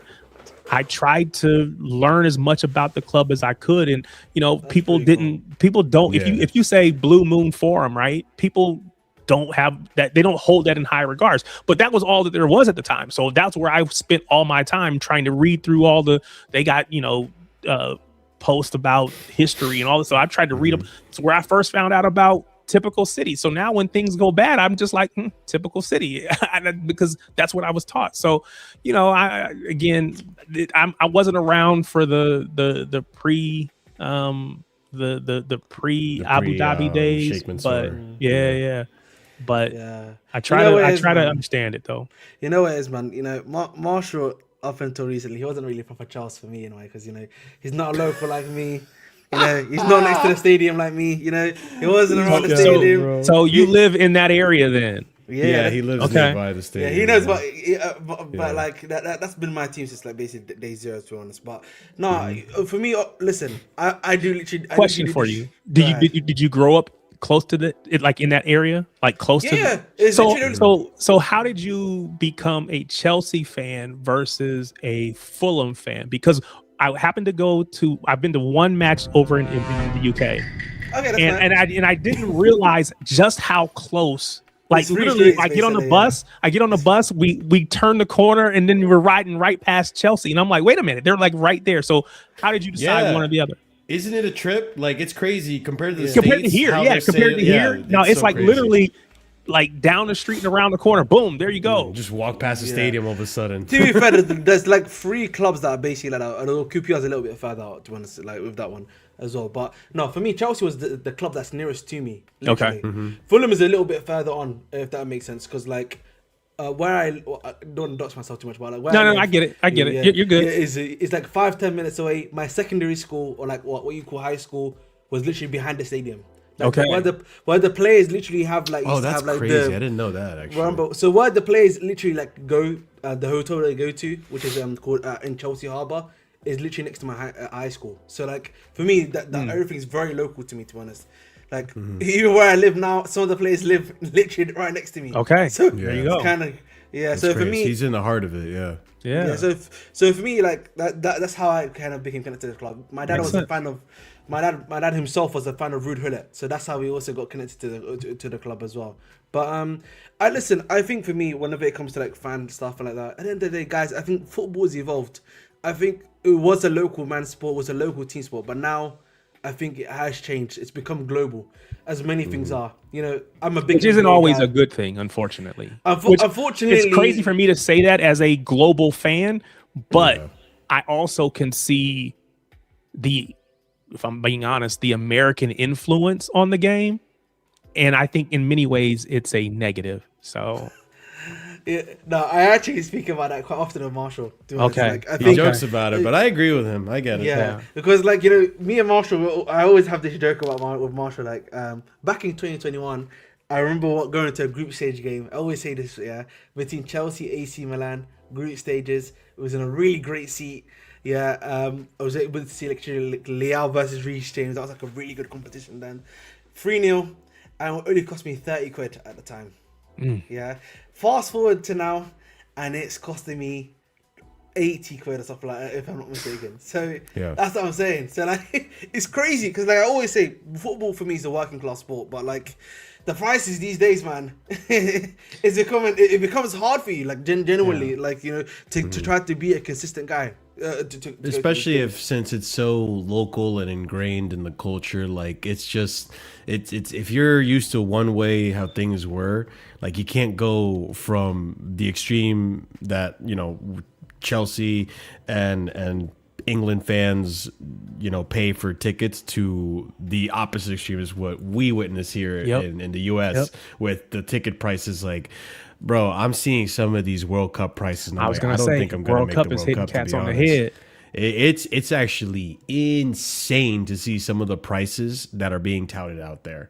I can't even believe it. Like, these people want to become millionaires off of this thing. It's capitalism written all over. It's disgusting, actually. When the U.S. was announced that we were going to win, that we were going to host, you wouldn't have been able to tell me that I wasn't going to go to a match somewhere. But for the prices that they're charging, I might as well just go to England and watch City, which is what I really care about. I might as well just it go might do be that. cheaper for you to do that. Quite honestly, like, you know, I just might as well just do that because again, you know, the U.S. they're not winning this World Cup. I don't care how much of an advantage we get by being a host. We're not winning this World Cup. So not even get out of the group. Yeah, so you know, I'd be much better just taking my money, going over and watching City at the Etihad. So yeah, but just to address two things before we get into predictions, okay? All right, Serginho, first of all, this comment offended me out of all of them. Ahmed knows why.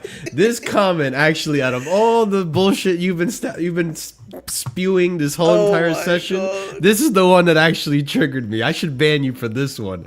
But first things first, if you're gonna think I'm gonna support based off a nationality, get the nationality right, all right? I'm American, sure, but I'm also Peruvian. And it was Claudio Pizarro that got me into Chelsea way back in, 2007, 2008? I don't even remember, man. It was a long-ass time ago, okay? So Claudio Pizarro, if you're proper Chelsea, you know exactly who Claudio Pizarro is. The second thing I wanted to address, your same comment here, okay? Marshall, enough with the toxic positivity. We're going to lose, and convincingly. Okay, so I'm sure if we do win, which, again, I don't think we will, but if we do win, I sure hope, Serginho, because I only banned you for 24 hours, I sure hope you're back in this chat talking with the same exact energy. That's what all I want is consistency, people. So I just try to be consistent. Yep. And just in case you really, really want negativity and this is what you came here for, there's a link to the latest Casually Chelsea show where I go on for about an hour and a half, 2 hours with a whole ass panel talking about how ridiculous our club is. Okay? So there's a negativity if you want it. Like I said, I don't want to dwell on it. People said, like, why does it affect you so much? It's just football. Listen, you could say it's just football, but Tariq, Ahmed, me, we go on here. We do this as a passion because we love our clubs. We make YouTube channels on this. We try to make, some money financially from this. Obviously, we have side gigs, but we do this out of passion. We do this because we love the club. We do this because we love supporting the team. And it affects us emotionally. It's an emotional sport. That's why you get the moments that are, the World Cup moments. You get all these moments in football that you remember for the rest of your life. Bro, I can't lie to you. I'm being completely honest. The Club World Cup will always have a special place in my heart, not only because Chelsea won, but because that was just a really good bonding experience I needed to have with my father. So just from that point in general, like football and Chelsea will always have a special place in my heart. So and especially going to the games with Ahmed and all of them, like it changes everything. So That's what's up. bro, call me whatever you want, say whatever you want. Like at the end of the day, when Chelsea are going through it, I go through it too, and I just can't dwell on just the negativity. Listen, I hate when I see people, and I was raised this way. I hate when I see people in certain circumstances, all they do is bitch and moan, bitch and moan, bitch and moan. You don't want to be around those people. You tend to not be around those people because it's just draining. It just genuinely is draining to your own psyche. And sometimes these people bitch and moan, but it's like, okay, so what did you do? What did you do to change this? Oh, no, nothing. It's like, so what the fuck? Get the fuck up, and this is a little bit of cliche to say, but like, lift yourself up from your bootstraps and do something about it. If you can, obviously, everyone's circumstance is different, but like, I just wasn't raised to just bitch and moan about everything and not do something about it. So what do, Tariq?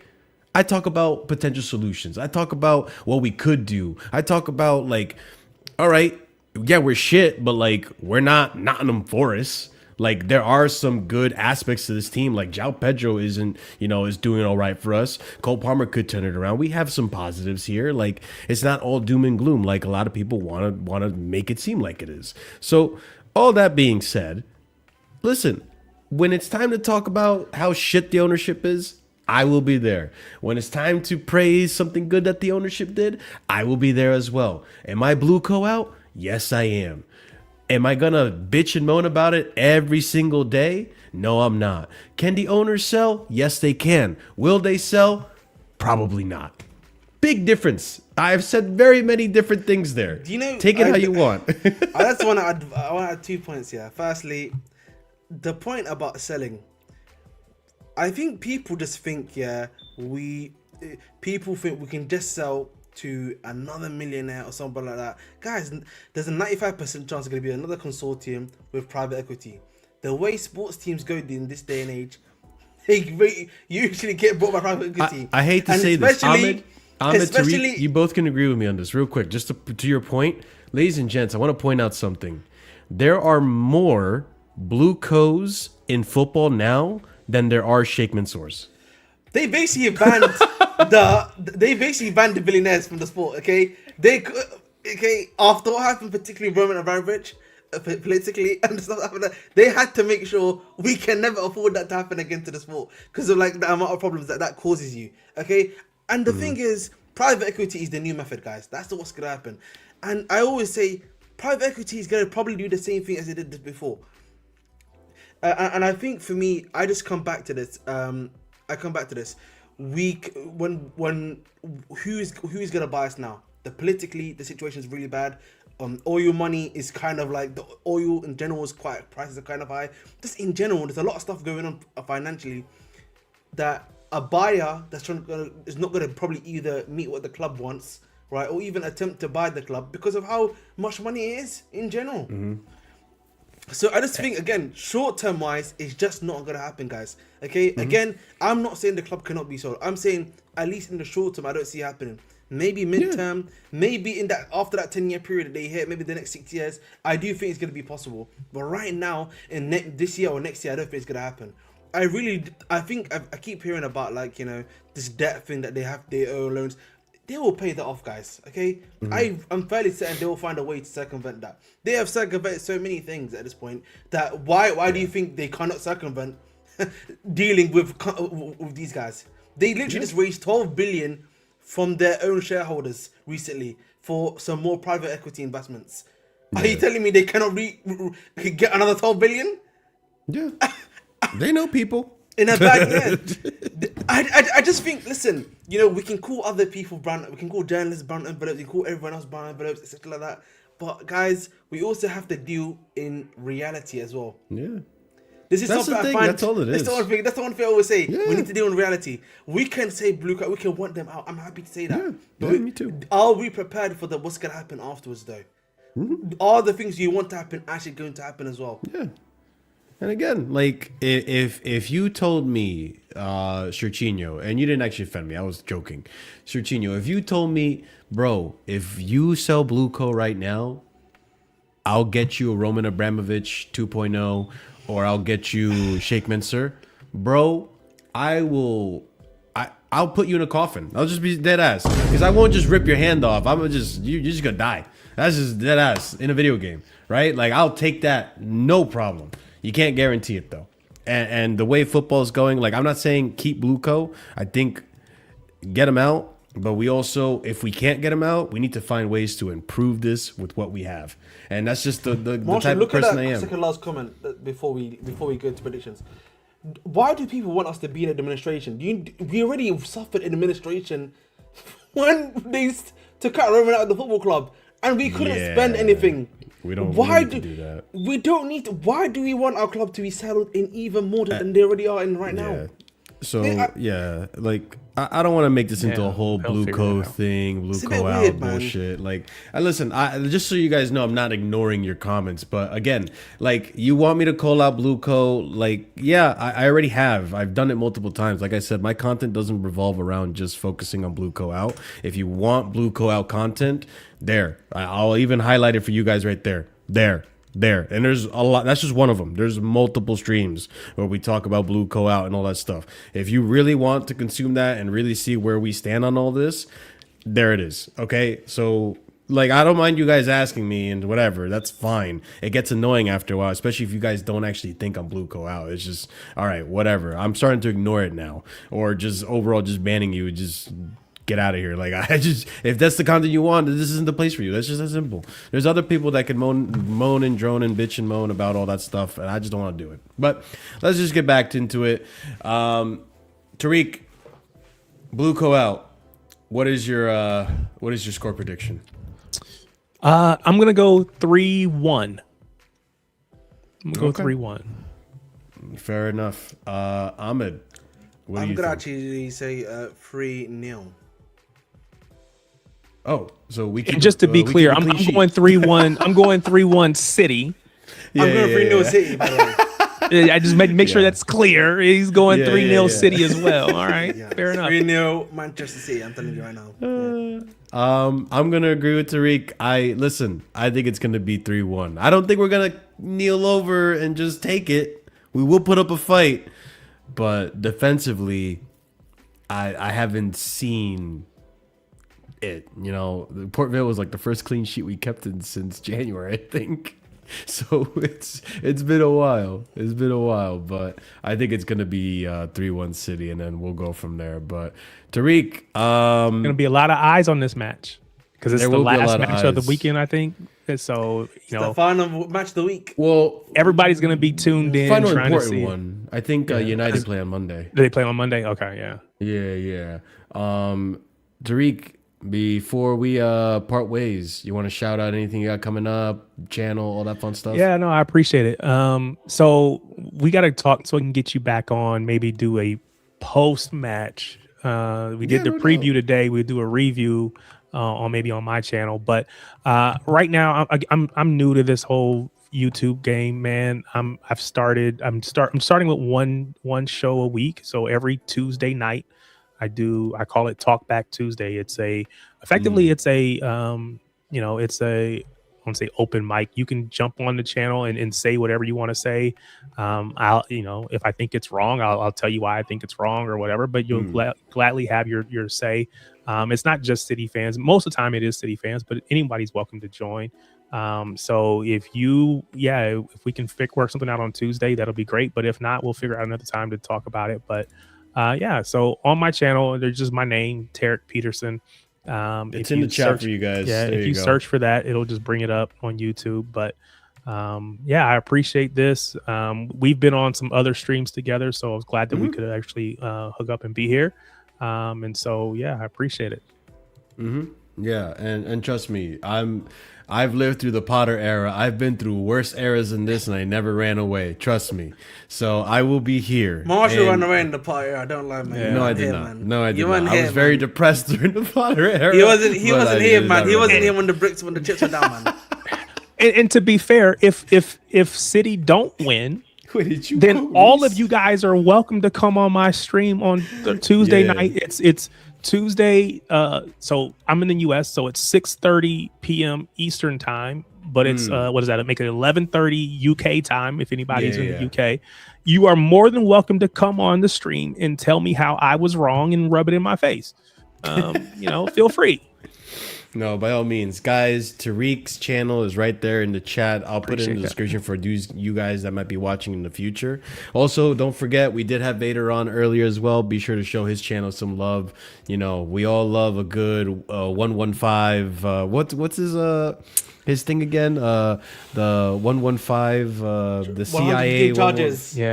Yeah. So Oh, when is the charges coming in, man? You know, it's been like So 3 years, I man. saw, man. I saw a tweet today that said basically within days of the end of the season. But you know how many times we've heard stuff like that? So Mate, they I keep saying don't that. know. I don't know, man. It feels Yeah, like I don't know. it feels dodgy, man. I'll be honest, man. I feel want like it to be over with, but I acknowledge the fact that no matter what happens, City is always going to have this cloud hanging over it in the minds of a Exactly. lot of people. So at some point, I don't even care. You know, I just want it to be done so we can stop just admit talking you about guys it. cheated. It's a lot easier. Yeah. You know, there you go. That's what you guys did, right? It's just like, hey, look, we did it. Throw our hands Yeah. up. It's us. We did it. Yeah. Yeah, just admit you cheated and then let's get it over with because this has been going on for way too long. I'm been bringing up a good point. That shit's been going on for a minute. No, but no, It's it's just been been going drawn on out. it's been going on for a long while. Like I think it's just that the reason why I just comment on that is because it's probably like the EPL's like biggest case, and like the thing Oh, is without doubt. right, Oh, that's and like true, you're right, and you've seen how the Chelsea result looked like. I don't know how, and that was already creating a lot of outrage. You really got Everton trying to say, you know, we're getting discriminated against essentially. I cannot imagine if they're really lenient of City, what the outcome was going to be like, man. Genuinely. I got a cheeky little play bet with you here. listening. Over under. The City charges come out before Mikhailo Mudric's drug test. I'm gonna take the under on that one. I actually think he'll come out with more tests. You know, it's been 2 years of Mudryk now. I was thinking, Two mysteries of the EPL 2 going years. on. At the And same Is he It's still on? fun. Is he technically still a Chelsea player? yeah, he gets Yes. paid. He Wow. still gets paid by us. Tariq, he got a contract renewal last season under the table. You know what's funny? I actually met Mudryk before Marshall came over from like the UK actually, because he lives nearby me, and I actually asked him like, when are we gonna get any news on this drug test?